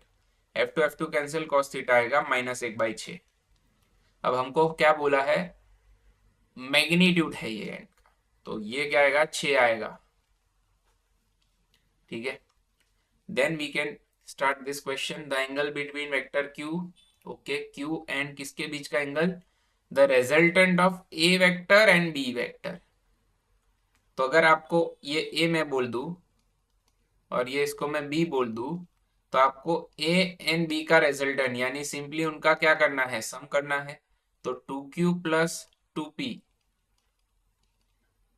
Plus 2q minus 2p, तो 2q क्या आएगा 4q और 2p कैंसल हो गया। तो इसका और इसके बीच का एंगल, अब ये दोनों तो क्या हो रहे हैं पैरेलल, ये उससे केवल 4 गुना है, तो डायरेक्शन सेम आएगी, तो एंगल क्या आएगा 0 डिग्री आएगा। अगर ना आता तो दिस वेक्टर एंड ये एक वेक्टर, तो √a² plus b² plus 2ab वो वाले फॉर्मूले से हम सॉल्व करते हैं एंगल ढूंढते, या फिर ये जो भी आता तो 10 अपोजिट बाय एडजेसेंट जैसे direction, but 0 degree is the answer. Then if two vectors a and b having equal magnitude r are inclined at an angle theta, तो a and b के बीच का एंगल थीटा है। अब a plus B है या a minus B वो नहीं बोला, दो ऑप्शन में a प्लस बी दिया है, दो ऑप्शन में a माइनस बी भी दिया है। ठीक है, तो ये हमको सॉल्व करना है। तो बाय डिफॉल्ट जो है a प्लस बी वो लेते हैं। अब इसका फॉर्मूला क्या होगा a² plus b² plus 2ab cos theta. अब आपको बोला है ये ए एंड बी जो है वो आर के जितने हैं, R is not resultant here, but A and B का मैग्नीट्यूड को कोई भी एक रैंडम बोल दिया कि ये आर है, सेम है बट आर है। तो मैं क्या लिखूंगा यहाँ पे are square 2r² cos theta, तो ये r² 2r² होगा और ये 2r², तो मैं उसको कॉमन ले सकता हूं, तो क्या आएगा 1 प्लस कॉस थीटा आएगा। अब इनकेस नीट वाले देख रहे हैं तो उनको ये फॉर्मूला पता होना चाहिए। अब 1 प्लस कॉस थीटा क्या आएगा 2 cos² थीटा बाई 2, और अगर आपको 1 माइनस कॉस थीटा देते हैं तो ये आएगा 2 sin² थीटा बाई 2। ये उसी वे में आपको याद रखना है जैसे आप रेंज में याद रखते हो sin 2 थीटा यानी 2 sin थीटा कॉस थीटा। उसी तरह अगर केवल थीटा हो यहाँ तो थीटा बाई टू जो एंगल होगा उसका आधा यहाँ पे लेना है। 2 थीटा का थीटा थीटा हो गया, 4 थीटा होगा तो 2 थीटा होगा ऐसे। तो ये आप याद रखते हो प्रोजेक्टाइल मोशन में, तो ये भी आप याद रख सकते हो। सो 2r² और इसकी जगह आएगा 2 cos² थीटा बाई 2, तो 2 2 4 हो गए, 4 का रूट 2 आएगा, r² का रूट r आएगा, cos² का रूट cos आएगा। तो मेरे को तो ऐसा कुछ मिल रहा है यहाँ पे। ठीक है, अब क्या ये सही ऑप्शन है yes C is the right option. यहाँ तो साइन आ रहा है, माइनस में क्या आ जाएगा sin² थीटा बाई 2, बट ऐसा कोई ऑप्शन नहीं है sin थीटा बाई 2 2r, ये √2 है देखा। सो 10 में सी इज द आंसर बराबर। अगेन ये 2024 का ही क्वेश्चन है। A vector has magnitude same as that of A, तो कोई एक वेक्टर है लेट से इसका नाम दे देते हैं हम q। तो इस Q का मैग्नीट्यूड कितना है, ए के जितना। तो अगर मैं Q का मैग्नीट्यूड लिखूं तो वो ए के मैग्नीट्यूड जितना आ रहा है, कितना आएगा, तो 3, ये 5 आएगा। एन इस अंडर रूट में किया ना, 3 का स्क्वायर प्लस 4 का स्क्वायर। एन ये जो Q है वो पैरेलल है बी के। अब बी के पैरेलल होना यानी ये अगर मैं P ले लूं और ये मैं B ले लूं, यानी दोनों का डायरेक्शन क्या होना, सेम होना, बराबर है। तो हमको पूछा है कि ये जो Q वेक्टर है उसका x component and y component क्या होगा। जैसे इस वेक्टर ए का x पार्ट है 3, y पार्ट है 4, इसका 4 है, इसका 3 है, तो उसी तरह ये जो नया वेक्टर हम बनाएंगे Q, उसका क्या होगा। अब देखो Q का मैग्नीट्यूड आपको पता है, तो मैग्नीट्यूड इंटू आप क्या करेंगे जिससे आपको डायरेक्शन मिलेगा। तो ये मैं आपको रिकॉल करवाता हूं, कहा हमने देखा, आई मीन थियरी जब तक आप रिकॉल नहीं करोगे तब तक आपको उसका महत्व समझ में नहीं आएगा, बरोबर ना। तो ये है मैग्नीट्यूड, तो मैग्नीट्यूड इंटू क्या करे जिससे डायरेक्शन मिले, तो यूनिट वेक्टर करना पड़ेगा ना, बरोबर है। तो यहां पे अगर हम वो वाला क्वेश्चन देखें फिर से, तो ये वेक्टर है, इसका मैग्नीट्यूड, अब इसका डायरेक्शन इसे कौन प्रदान कर रहा है, यहाँ पे बी। तो मैं क्या लिखूंगा यहाँ पे, बी कैप लिखूंगा, यानी उसका unit vector. So I hope ये चीज आप समझ पाए हो कि क्या है ये। तो ये 5 होगा into B vector by B का मैग्नीट्यूड, जो यूनिट वेक्टर का फॉर्मूला आता है। अब बी वेक्टर कितना है, 4,3 है, और बी का मैग्नीट्यूड भी क्या होगा, 5 ही होगा। तो 5 5 गए, तो हमको एक्स एंड वाई पार्ट मिल गए। अब एक्स बोला है, अच्छा एक्स ढूंढना है, वाई बोला है 3, तो एक्स क्या आएगा, 4 ही आएगा, ठीक है। तो ये भी सॉल्व हो गया। So very good and unique question. इसमें बाय डेफिनेशन आपको पूछा है, तो ये जो वर्डिंग है ना वो आपको ऐसे समझना पड़ता है। देन अब 2023 पे आ जाते हैं। When vector A is subtracted from vector B, it gives a vector equal to 2j cap. Then the magnitude of vector B will be dash. तो देखो वेक्टर बी में से ए को सब्ट्रैक्ट करने पे आपको 2j कैप मिल रहा है, जहां पे वेक्टर ए है 2,3,2। तो आप वेक्टर बी क्या रखेंगे, तो केवल 2 बचना चाहिए, वो भी वाई कैप का, मतलब जे कैप वाई एक्सिस का। तो ये 2 आएगा, ये भी 2 आएगा, बराबर है। और यहाँ पे क्या आएगा, 5, 5 माइनस 3 बराबर है 2। तो आपको क्या पूछा है, इस बी का मैग्नीट्यूड पूछा है। अब बी का मैग्नीट्यूड तो क्या आएगा, तो वो अंडर रूट में करना है, 2 का स्क्वायर प्लस 5 का स्क्वायर प्लस 2 का स्क्वायर। तो ये क्या आएगा, अंडर रूट 33 आएगा। अच्छा यहाँ पे तो कोई ऑप्शन ही नहीं है। हाँ यस यस, यहाँ पे ये गड़बड़ की थी, एनटीए में एक गड़बड़ हो गया था यहाँ पे, तो ये बोनस में चला गया था क्वेश्चन, अंडर रूट 33 आएगा। अब एक्चुअली जिसने पेपर निकाला ना उसमें दिमाग में शायद ऐसा होगा, मतलब क्वेश्चन लिखने में गड़बड़ कर दी कि भाई ऐसा। तो ए माइनस बी, अब ए क्या है, 2,3,2। अब बी कंपलसरी, अब क्या होना चाहिए, बराबर। अब कंपलसरी यहाँ 2j के प्लस चाहिए ना आपको, तो ये 2,1,2 होना चाहिए, तब आपको क्या मिलेगा, 2j कैप। तो 2, 2, 0, 3 - 1 2, ठीक है। तो अगर मैं इस वाले b का मैग्नीट्यूड ढूंढू ना, तो ये आएगा 4 + 1 + 4, तो 8 + 1 9, 9 का रूट क्या आएगा, 3। तो 3 आपको ऑप्शन में दिया है, बट बोला क्या है, a is subtracted from b, तो b में से a को सब्ट्रैक्ट करना है ना, तो ये हुआ था प्रॉब्लम। तो इसका फिर बाद में बोनस मार्क दे दिया था, बरोबर। तो हमने तो सही मेथड से किया है, so that is no issue. Then back to 2023 April का question. Two forces having magnitude A and a/2, ये दोनों परपेंडिकुलर है, वेरी इजी क्वेश्चन। तो इनका मैग्नीट्यूड क्या होगा, ठीक है, फटाफट इसको सॉल्व करते हैं। ये a है, ये आपको a/2 दिया है, तो इसका रिजल्टेंट क्या मिलेगा, 90 डिग्री है, तो you can simply write a का स्क्वायर प्लस a/2 का स्क्वायर, तो it is a² plus a²/4, तो 4 + 1 5, 5/√5 a/2, this will be the right answer, ठीक है। 4 का रूट होगा ना 2, ए स्क्वायर का रूट होगा ना ये, तो 5 का root root 5। Then a vector in xy plane makes an angle 30 degree with y axis. Okay, तो अगर मैं केवल इतना पार्ट ड्रॉ करूं तो ये xy प्लेन हुआ, ये वेक्टर लेट से इसका नाम ए है, तो ये y एक्सिस के साथ 30 डिग्री का एंगल बना रहा है। ठीक है, the magnitude of component of vector is 2√3। 30 का एंगल बना है और ये जो y कंपोनेंट है ये 2√3 है। अब आपको जैसा मैंने बोला है, ये पार्ट इसका क्या होगा, एडजेसेंट। एडजेसेंट क्या आता है, कॉस हाइपोटेनियस इंटू कॉस 30। ये क्या दिया है आपको, y कंपोनेंट,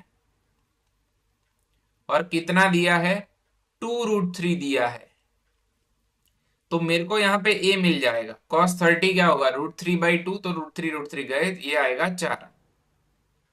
ठीक है, तो इसका x पार्ट क्या होगा, तो इसी का x पार्ट ऐसे आता है, बराबर है, तो ये क्या आएगा, a sin 30, ये हो गया इसका x कंपोनेंट। अब मेरे को ये पता कितना है, 4, 30 पता 1/2, तो ये मिल गया मेरे को 2। सो 2 इज द राइट आंसर। आप ऐसा भी कर सकते थे, ये 60 लेके ये एडजेसेंट ये अपोजिट, तो वो भी चलता है, there is no issue in that.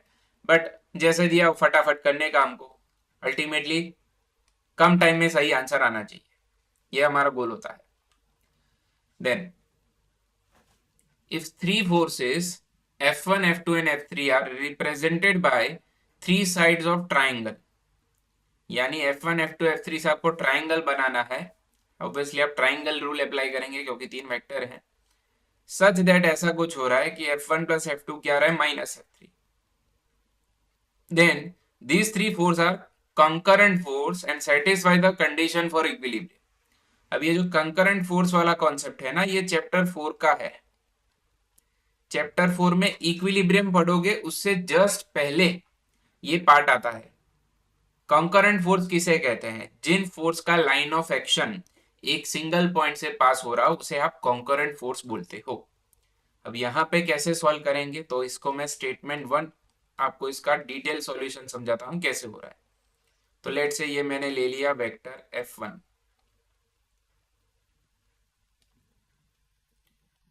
अब लॉ के हिसाब से फर्स्ट के हेड पे क्या आना चाहिए, सेकंड का टेल आना चाहिए, तो ये है वेक्टर F2। कुछ भी ले सकते हो आपका जो मन करे, मतलब साइज में। So this will be the F2 vector. तो F3 कहाँ आएगा, तो ये हम ओरिजिन लेंगे ना, तो F3 आपको मिलेगा हेड टू हेड। ठीक है, तो ये F3। अब हमको जो क्वेश्चन दिया है उसके हिसाब से F1 plus F2 minus F3 हो रहा है। अब ये प्लस F3 है तो इसका माइनस F3 कैसे मिलेगा, बिल्कुल सही बात है, आपने सही सोचा है, उसका अपोजिट आ जाएगा ऐसे। अब इसको थोड़ा समझने के लिए, ये क्या है, माइनस F3, हम क्या कर सकते हैं, पैरेललोग्राम यूज करेंगे। इस F2 को अपने स्वार्थ के लिए, इस F2 को हम कहां ड्रॉ करेंगे, यहां ड्रॉ कर लेंगे, बरोबर है। सो अब ये F2 हो गया। तो क्या आपको दिख रहा है कि ये तीनों vector F1, F2 and F3 एक ही पॉइंट से निकल रहे हैं। इसमें आपको अब समझ में नहीं आता ना कि फर्स्ट कैट पे सेकंड का टेल ले लिया तो फिर एक पॉइंट पे नहीं है, बट एक्चुअली आप ऐसा भी कर सकते थे। तो ये सभी एक ही पॉइंट से निकल रहे हैं, तो ये F1 एंड F2 का सम हुआ F3, जो एग्जैक्टली हमको यहाँ अपोजिट लेना है, यानी एक फोर्स नीचे लग रहा और 2 फोर्स ऐसे लग रहे हैं, तो ये नेट फोर्स क्या होगा, 0 होगा कि नहीं होगा, होगा, यानी ये इक्विलिब्रियम का कंडीशन ही है। ठीक है, तो स्टेटमेंट 1 तो 100% सही है। Statement 2, a triangle made up of three forces F1, F2 and F3 as its sides taken in the same order satisfy the condition for translatory equilibrium। यानी यहाँ पे स्टेटमेंट 2 में ऐसा बोल रहे हैं कि नेट फोर्स 0 हो रहा है, ट्रांसलेटरी इक्विलिब्रियम इसी को बोलते हैं। तो ये भी सही बोल रहे हैं ना, तो दोनों स्टेटमेंट क्या है, true. So statement 1 is true and statement 2 is also true, तो B is the right answer. तो इसको ऐसे ही समझना होता है। बराबर, चैप्टर 4 का जो थियरी पार्ट है, ये थियरी पार्ट उठा के आपको क्वेश्चन पूछा है। ओके, अब हाँ, मैं मेंशन करना भूल गया, हम 2021 के में आ गए, 22 में ऐसा कुछ खास नहीं था तो मैंने नहीं लिया। अब हमारे पास यहाँ पे क्या है, the resultant of three forces OP, OQ, OR, OS and OT is approximately dash Newton. अब ये क्वेश्चन ऑल्दो इजी है, आपको अगर कोई प्रॉपर टाइम दे एफिशिएंट वे में तो आप इजीली कर पाओगे, बट हमको कम टाइम में इसको सॉल्व करना है, जिससे सही आंसर भी आए, फटाफट हो जाए। तो मैं ऑब्वियसली उतना फास्ट नहीं करूंगा, आपको समझाना भी है। बराबर, सो बेसिक आपको पहले क्लियर करवा देता हूं कि कैसे होगा। तो पहले कौन सा है, ओपी। अब ओपी के लिए अगर मैं एक बार आपको केवल ड्रॉ करके दिखा दूं यहाँ पे कि कैसे आपको सोचना है, तो ये लेट से हम ले लेते हैं, जस्ट अ सेकेंड, हाँ, ये वाई एक्सिस है। बराबर है, अब यहां से आपको ये ऐसे क्या दे दिया है, पी। तो अगर आप यहां पे ये वाली डॉटेड लाइन कंसीडर करें तो ये क्या हो जाएगा, 90 डिग्री आपने ड्रॉ कर लिया। बराबर, अब देखो ये एंगल मेरे को क्या दिया है, 30 डिग्री, और यहाँ पे ये वाली एक्सिस क्या आएगी, एक्स एक्सिस आएगी। इस 30 का एडजेसेंट क्या होगा, ये एडजेसेंट ऑलवेज क्या आता है, कॉस, हाइपोटेनियस इनटू कॉस। तो इस 90 का अपोजिट क्या है, हाइपोटेनियस, यानी ये सारे एरो जो दिए हैं वो सारे क्या है, हाइपोटेनियस है, यानी ये 20 न्यूटन इज हाइपोटेनियस। तो इसका एडजेसेंट क्या आएगा, 20 cos 30। अब ये कौन से एक्सिस पे आया, जे, वाई एक्सिस पे। बराबर, और इस 30 का अपोजिट ऐसे जाएगा, जो आप यहां पे भी लिख सकते हो अगर आपको लिखना है तो पैरेलली। तो ये आएगा 20 sin अपोजिट यानी sin 30, और ये क्या आएगा, आई कैप आएगा, क्योंकि ये किस एक्सिस पे है, एक्स एक्सिस पे है। बरोबर, तो ये मेन पार्ट था जो मेरे को आपको समझाना था। अब आप समझ पाए हो इसमें, then there is no issue. अब सारी चीजें इजीली हम कर सकते हैं, फटाफट कर सकते हैं।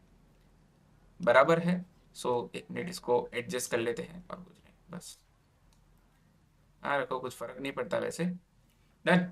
तो फटाफट इसको सॉल्व करने का ट्राई करते हैं। सो सबसे पहले ओपी है 30 का एडजेसेंट, तो ऊपर क्या आ रहा था हमको, ऐसे ऊपर क्या मिल रहा था, 20 cos 30 जे कैप, और अपोजिट यानी साइन जो एक्स एक्सिस पे मिल रहा था, 20 sin 30 आई कैप। अब ये मैं ऐसे लिख रहा हूं, बट अगर आपको शॉर्ट में सॉल्व करना है ना, तो आप जे एन आई अलग अलग यहाँ पे सीधा लिखना, ऐसे मेंशन कर सकते हो कि इसका पहले क्या आया, 20 cos 30, cos 30 क्या आया, 1/2, और देन ये पूरा आई कैप आएगा, और उसके पूरा जे कैप कुछ ऐसे आएगा, सॉरी उल्टा हो गया, माय बैड। ये पूरा जे कैप आएगा पहले, और उसी तरह यहाँ पूरा आई कैप लिखना है। तो ये आएगा 20 sin 30, sin 30 क्या आएगा, सॉरी ये एक और मैंने गड़बड़ कर दी, काफी घटिया गड़बड़। It is √3/2 and it is 1/2। Done. Okay, अब दूसरे की बारी, ओ क्यू की। अब ओ क्यू का 30 का एक्स है इस बार। बराबर है, सो हम क्या लिखेंगे यहाँ पे, उसका वैल्यू है 10 cos 30 आई कैप, और इसका अपोजिट क्या आएगा, ऐसे ऊपर, ऐसे ओ क्यू का ऐसे ऊपर जाएगा ना, यहाँ पे x2 क्यू, तो वो क्या आएगा, 10 sin 30 जे कैप। ठीक है, तो जे कैप में क्या मिला आपको, दूसरा टर्म 10 sin 30 यानी 10 × 1/2, और आई कैप में आपको क्या मिला, 10 cos 30। बराबर, सो 10 × √3/2। उसके बाद ओ आर की बारी। अब ओ आर यानी ऐसे, तो 45 का एडजेसेंट अगेन कॉस आएगा, तो यहाँ पे ही आएगा, सो ये आएगा 20 cos 45 आई कैप। बराबर है, तो यहाँ पे आएगा 20 × 1/√2, और इसका अपोजिट क्या आएगा, ऐसे ऊपर आएगा, कितना आएगा, सॉरी सॉरी नीचे आएगा, ये ओ आर है ना, तो उसका अपोजिट ऐसे नीचे आएगा। बराबर है, तो ये नीचे जाएगा, कितना है -20 साइन 45 जे कैप। तो ये आएगा -20 इंटू 1/√2। ये 3 हुए, हमको टोटल 5 लिखने होंगे ना, ये 2 और है, इसको थोड़ा शिफ्ट कर देते हैं। देन किसकी बारी आई अब आई ओएस की बारी। अब ओएस में अगेन 45 का एडजेसेंट कॉस है, बट लेफ्ट साइड है, तो -15 कॉस 45 आई कैप, और उसका अपोजिट आएगा नीचे ऐसे -15 साइन 45 जे कैप। तो दोनों माइनस है, तो जे माइनस लिख दे यहाँ पे, 15 इंटू 1/√2, और यहाँ पे -15 इंटू 1/√2, दोनों सेम ही आएंगे, 45 यानी सेम डायरेक्शन देखना होता है। एंड लास्ट ये 60। अब इस 60 का एडजेसेंट वाई एक्सिस पे है, यानी ये ऊपर आएगा, कितना आएगा, 15 कॉस 60 जे कैप बराबर है, तो +15 1/2 कॉस 60, यानी उसी तरह यहाँ पे उसका जो अपोजिट आएगा वो ऐसे लेफ्ट साइड आएगा, तो इसका अपोजिट लेफ्ट साइड लिख देते हैं, वो कितना है, 15 साइन 60 आई कैप, बट ये क्या आएगा माइनस, तो माइनस साइन 60 क्या आएगा, √3/2, तो 15 इंटू √3/2। तो ये तो हमने क्या लिखा इनके पार्ट, अब इनका रिजल्टेंट क्या आएगा। ठीक है, तो आप कोई भी एक सॉल्व करें, क्योंकि सारे एक दूसरे से अलग है आईएनजी। ठीक है, तो कुछ भी आप पहले सॉल्व कर सकते हो, उसमें कोई प्रॉब्लम नहीं होनी चाहिए, बराबर। तो ये पहले मैंने क्या लिखा है, जे कैप लिखा है 20√3 जो है ये, तो यही सॉल्व कर लेते हैं जो पहले लिखा है, देखते हैं। तो 20/2 क्या होगा, 10, 10 इंटू √3 क्या होगा, तो 10 इंटू √3 आएगा 17, √3 आपको दे दिया है। 10/2 क्या आएगा, 5, ये 20 एंड 15, तो 20 में एंड 15 क्या होंगे, 35, तो आपको क्या मिलेगा, ये 35/√2, और ये 15/2 क्या है, 7.5, तो प्लस ये आएगा 7.5, तो 17 + 5 क्या हुए, 22, 22 + 7 क्या हुए, 29.5। अब 29.5 में से ये सब्ट्रैक्ट करना है, क्या, 35/√2। अब इसको थोड़ा सिंप्लीफाई करने के लिए √2 से मल्टीप्लाई करके √2 से डिवाइड करते हैं, तो ये होगा 29.5, √2 क्या हुआ 2, 35/2 क्या होगा 17.5 होगा, और इंटू √2 करेंगे, तो ये जो भी सब्ट्रैक्ट होगा आंसर क्या आएगा, पॉजिटिव। 17 इंटू √2 करेंगे ना, तो ये आंसर जब सब्ट्रैक्ट करेंगे तो पॉजिटिव जे कैप आएगा, तो ये जे कैप नेगेटिव है, ये भी नेगेटिव है, तो दोनों नहीं आएंगे। अब ऑब्वियसली जो भी आएगा वो 15 तो नहीं आने वाला, so A is the right answer. J cap मिल गया तो बाकी का सेट हो गया, तो इसको ऐसे सॉल्व करना था। अब ऑब्वियसली आप इतना सारा नहीं लिखोगे, आपको यहाँ पे इसके अंदर ही लिखना पड़ेगा और डायरेक्टली ऐसे पार्ट्स लिखने पड़ेंगे, तब जाके शॉर्ट टाइम में ये सॉल्व होगा, वरना मैं तो समझा रहा था that is it will take 5 to 6 minute, बराबर। अब ये करते हैं, the magnitude of vectors OA OB and OC in the given figure are equal. सभी का मैग्नीट्यूड क्या है, सेम, तो इनका डायरेक्शन क्या आएगा, किसका डायरेक्शन, OA + OB - OC का। अब OA वेक्टर है कितना, तो OA में अगर लिखूं तो 30 का एडजेसेंट, यानी इसके पार्ट्स लिखने पड़ेंगे ना, तो ये 30 का एडजेसेंट, तो A cos 30, ये क्या आएगा, आई कैप, और इसका अपोजिट A sin 30, और ये क्या आएगा, जे कैप। उसी तरह मैं OB लिखूं, O से B, तो 60 का adjacent A cos 60 I cap, और 60 का अपोजिट ये नीचे जा रहा है साइन, तो -A sin 60 जे कैप, और OC लिखे तो उसका एडजेसेंट जो है वो 45 का एडजेसेंट ये आएगा नेगेटिव एक्स एक्सिस पे, तो -A cos 45 आई कैप, और इसका अपोजिट जाएगा ऊपर, तो +A sin 45 जे कैप। अब हमको क्या पूछा है, इन दोनों का सम, उसमें से ये सब्ट्रैक्ट करना है। तो ओ ए प्लस ओ बी, अब ये आप ओरली भी कर सकते हो, मैं सिर्फ लिख के समझा रहा हूं, बट अगर आप ओरली करें तो इसका आई कैप क्या आएगा, तो ये दोनों का सम और इसमें से ये सब्ट्रैक्ट, यानी ये तीनों क्या हो जाएंगे, प्लस। अब आपको पूछा क्या है, एक्स एक्सिस विल बी, इनका एक्स के रिस्पेक्ट से डायरेक्शन ढूंढना है। तो आप सिंपली क्या करेंगे, tan theta Y by X. अब टेन थीटा क्या आएगा, वाई बाई एक्स, तो इसका वाई है एक्स, एक्स क्या आएगा, सारे के सारे एक्स पॉजिटिव है। अब सारे एक्स पॉजिटिव हो ऐसा एक ही ऑप्शन है, विच इज सी। सर वो एक्स से पूछा है, उसका क्या मतलब, मान लो इन सभी का रिजल्टेंट ये आ रहा है, ये वाला वेक्टर, लेट से, तो इसका एंगल हमको थीटा ये एक्स के रिस्पेक्ट से लेना है, इसीलिए टेन थीटा क्या होगा, वाई बाई एक्स होगा। अगर वाई के रिस्पेक्ट से लेते तो एक्स बाई वाई होता, बराबर, तो इसमें एक्स के साथ पूछा है ना, दैट इज वाई यहाँ पे वाई बाई एक्स आएगा।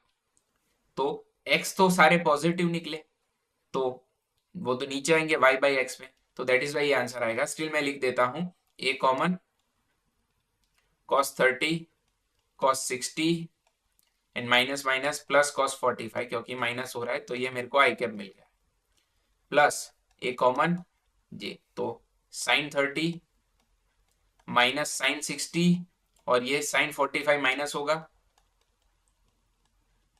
इंटू जे कैप। तो एक पॉजिटिव और बाकी के दो वाई नेगेटिव, तो पहला वाई पॉजिटिव है और बाकी के दो नेगेटिव है, देखा ये रहा, ठीक है। So that is why C will be the right answer, इसको सस्ते में ही निपटाना था ऐसे।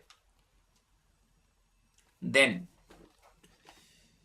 assertion A, if A, B, C and D are 4 points on a semicircular arc with center at O such that AB, BC and CD equal हो रहे हैं, तो हमको ये सब ऐसा कुछ पूछा है। तो अगर इसको मैं सिंप्लीफाई वे में समझाऊं, सबसे आसान तरीके से, बराबर है, सो लेट से ये एक स्ट्रेट लाइन है, यहाँ पे हम ऐसे circle semi circular arc imagine कर लेते हैं, बराबर। अब इसका जो सेंटर है वो O है, ये A है, ये D है, this is B, this is C and this is D। अब आपको ये बोला है, उन्होंने क्या दिया है पहले वो देख लो, AB यानी ये,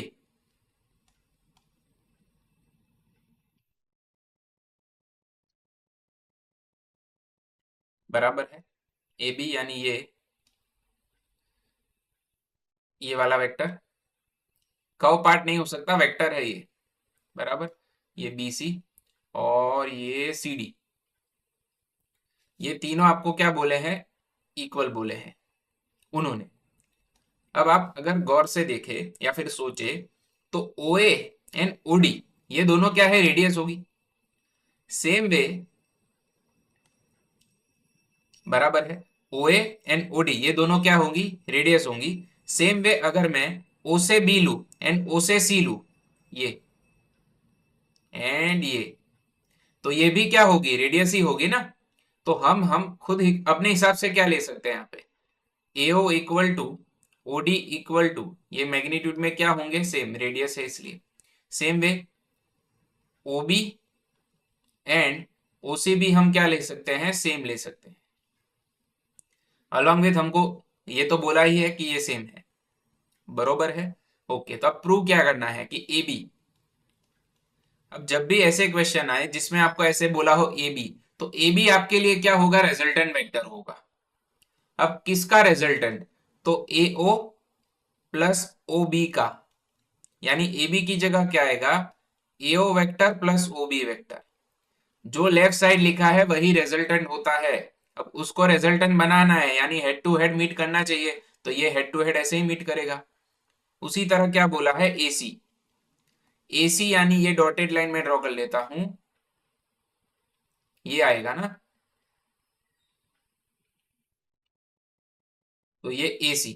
अब AC रिजल्टेंट होगा, यानी आपको AO प्लस OC लेना है,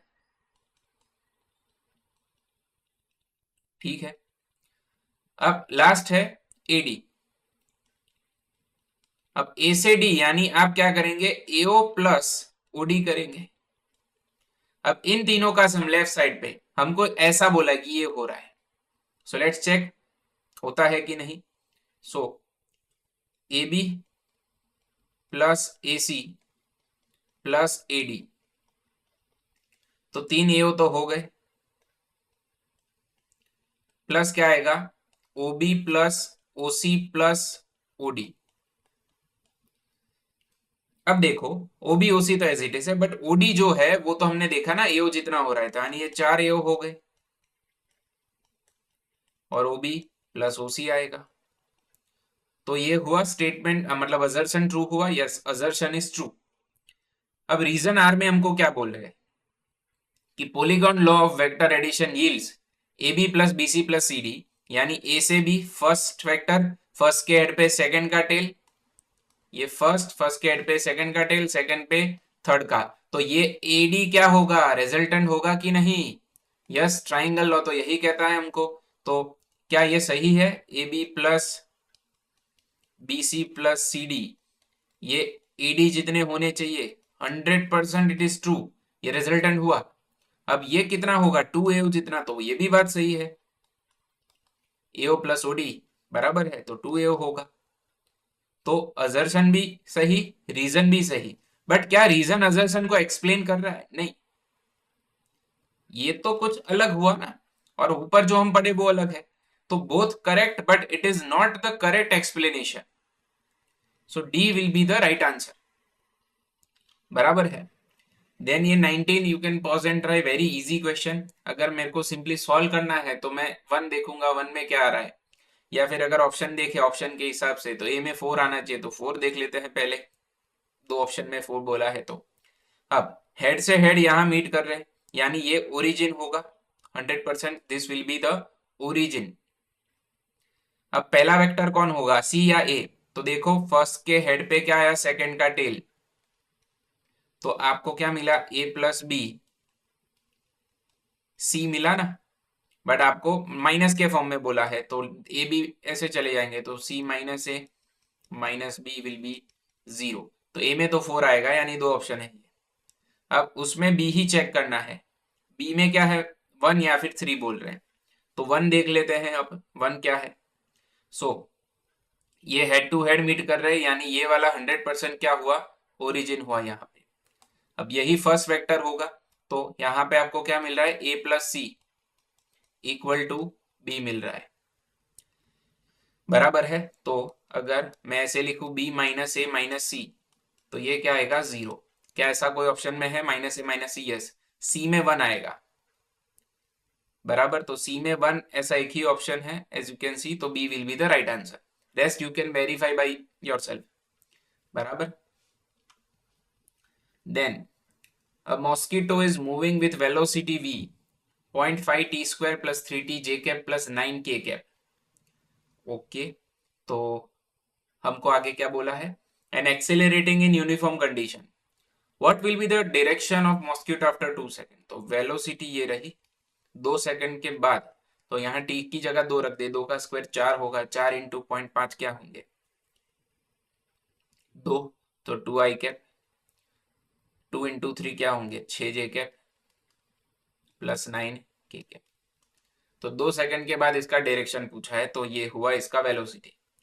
अब प्रॉब्लम क्या है, ये 2D नहीं है, ये 3D है। 3D में डायरेक्शन कैसे निकाले, अब उसमें भी बोला है कि y के रिस्पेक्ट से या फिर x के रिस्पेक्ट से, बरोबर है। तो 3D यानी ये वाला पार्ट, अगर मैं समझाऊं यहाँ पे आपको कि जो हम थियरी के फॉर्म में पढ़े थे, ये रहा, ठीक है।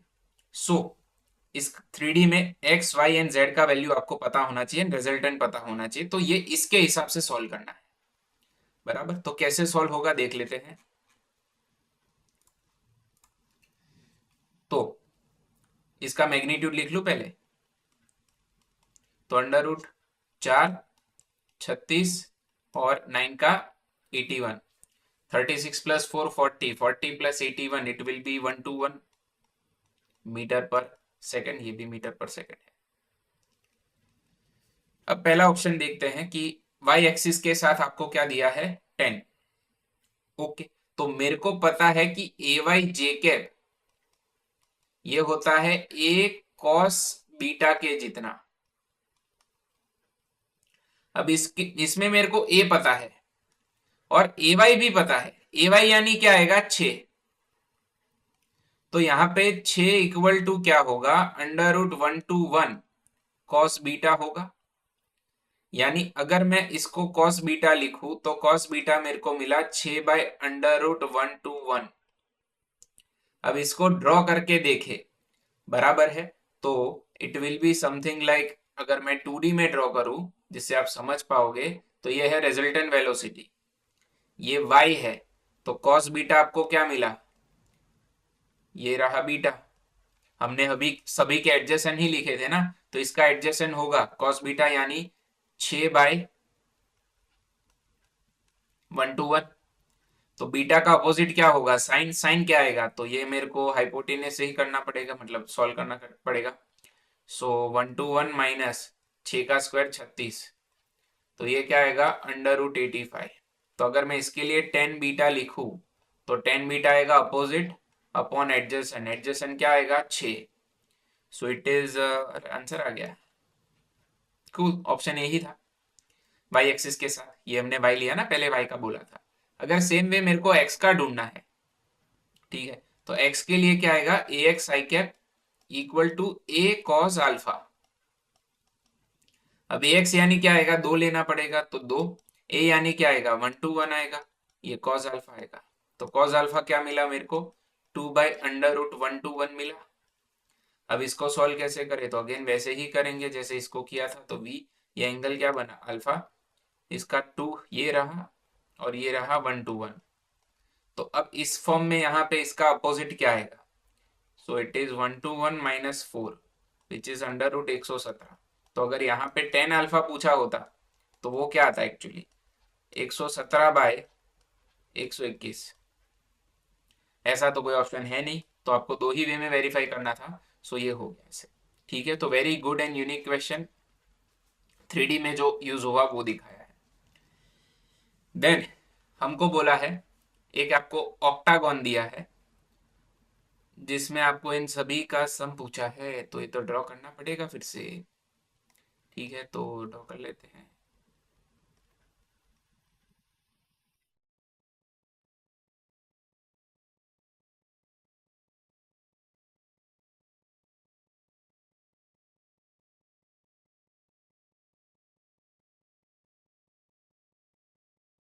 तो ये आपको कुछ ऐसे ऑक्टागॉन दिया है, इसका आप साइज बढ़ा देते हैं। ओके, नामकरण कुछ ऐसे किया है, ABCDEFGNH। अब आपको AB AC AD AE AF AG AH सभी का सम पूछा है। अब ये है O, ठीक है। अब आपको हिंट के फॉर्म में यहाँ पे बोला है कि AO है इतना, तो अगर मेरे को AB ढूंढना है तो AB क्या होगा, ये रिजल्टेंट वेक्टर होना चाहिए। जैसा मैंने आपको पहले भी समझाया कि जो वहां पर बोला है इसके इक्वल टू ढूंढना है, तो ये रिजल्टेंट होगा।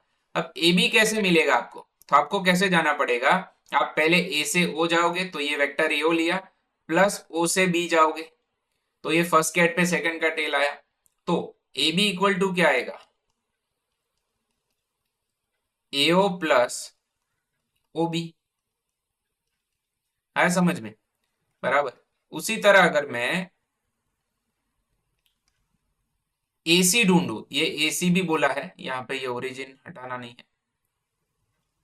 अब एसी पे कैसे जा सकते हैं, तो आप बोलोगे सर ए बी से बी सी जाओ। अब ये जो है ए बी वो तो रिजल्टेंट है किसी और का, तो हमको वही वाला मार्ग अपनाना पड़ेगा, ये ए से ओ और ओ से सी, क्योंकि ए ओ हमको चाहिए क्योंकि उसका वैल्यू दिया है। तो जब तक हम वो ले सकते हैं तब तक तो लेना ही है।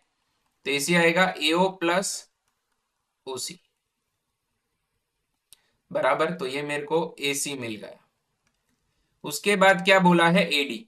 तो आई होप अब आप धीरे धीरे समझ पा रहे हो कि एडी क्या आना चाहिए। तो एडी यानी ये है, तो आप एओ से जाएंगे और ओडी, तो ए आएगा एओ प्लस ओडी। अब उसी तरह एई क्या आएगा, अब ए से ई ये तो सीधा पाथ है, तो ये क्या आएगा, एओ प्लस ओई। देन एएफ क्या आएगा, अब ए एफ यानी ये वाला, तो आप ए से ओ जाओगे, ओ से एफ जाओगे।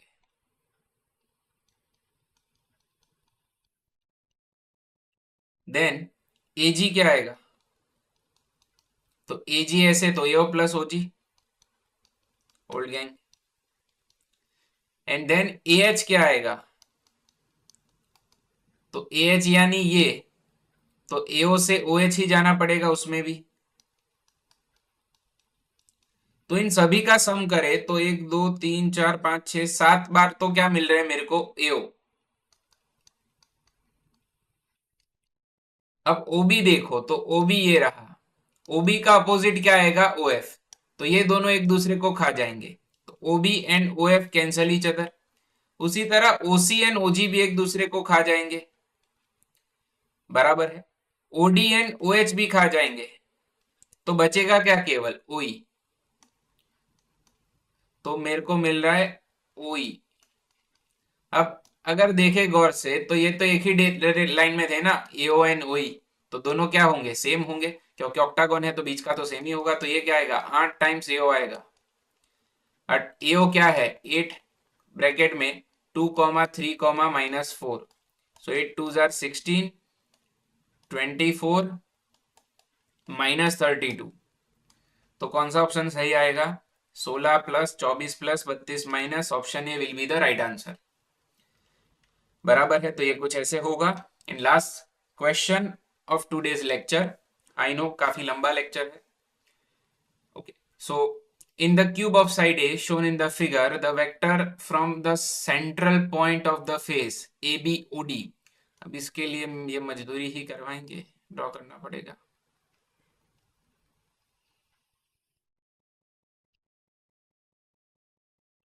ठीक है, ये ऐसा है। हम्म, तो मैं पहले क्यूब ड्रॉ कर लेता हूं अच्छा सा।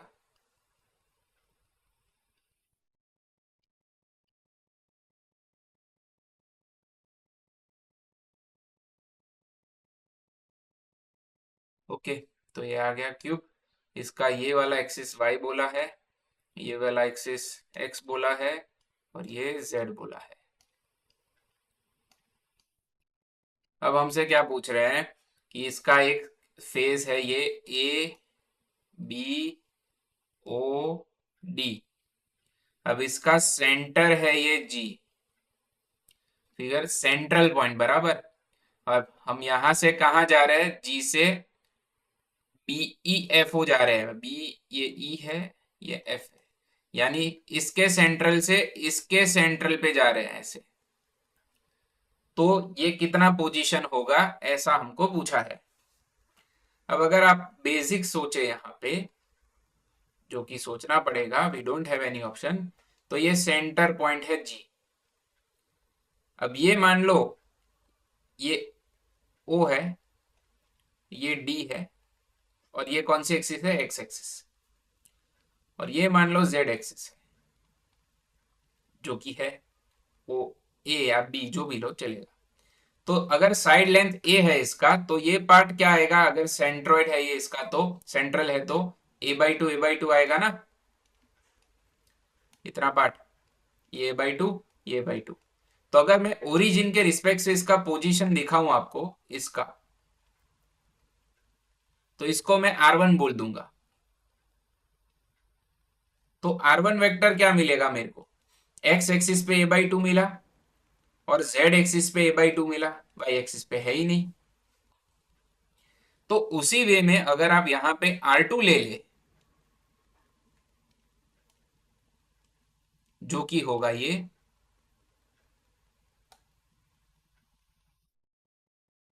तो दिस इज R2। तो R2 क्या आएगा, तो R2 यानी कौन सी एक्सिस पे है, वाई एंड जेड पे है, तो 0 a/2, ये भी आधा ही आएगा, वो भी सेंट्रल है ना, नेगेटिव है नहीं कुछ, तो कोई प्रॉब्लम नहीं है। तो मेरे को R2 मिल गया। बट पूछा क्या है मेरे को GH पूछा है, यानी ये G से H जाएंगे हम, तो ये R पूछा है आपको। तो अगर आपको प्रॉपरली दिख रहा है, तो यहां पे एक ट्राइंगल फॉर्म हो रहा है, जिसमें हम पहला वेक्टर कौन सा ले, R1 की R2। अब R2 में तो यहाँ हेड से हेड मिल रहा है, तो ये नहीं होगा पहला वेक्टर। तो यहां से ये पहला वेक्टर हुआ और ये दूसरा वेक्टर हुआ, तो R2 क्या हुआ, उसका रिजल्टेंट हुआ। तो हेड से हेड मिल रहा है, तो R2 क्या आएगा, R1 प्लस R आएगा। तो मेरे को तो R पूछा था ना, तो R2 माइनस R1 करेंगे। अब R2 क्या है, ये, तो जीरो में से a/2 गया तो माइनस a/2 बचा। a/2 में से जीरो गया तो a/2 बचा। a/2 में से a/2 गया तो जीरो बचा। तो ये आंसर आना चाहिए। अब आपको हाफ ए कॉमन लेके दिया है हर एक ऑप्शन में, माइनस आई कैप प्लस जे कैप। हर एक में जे पहले है तो जे माइनस आई आएगा, which is option C, this is the right answer. और इसी के साथ यहाँ पे ये पार्ट वन हुआ खत्म।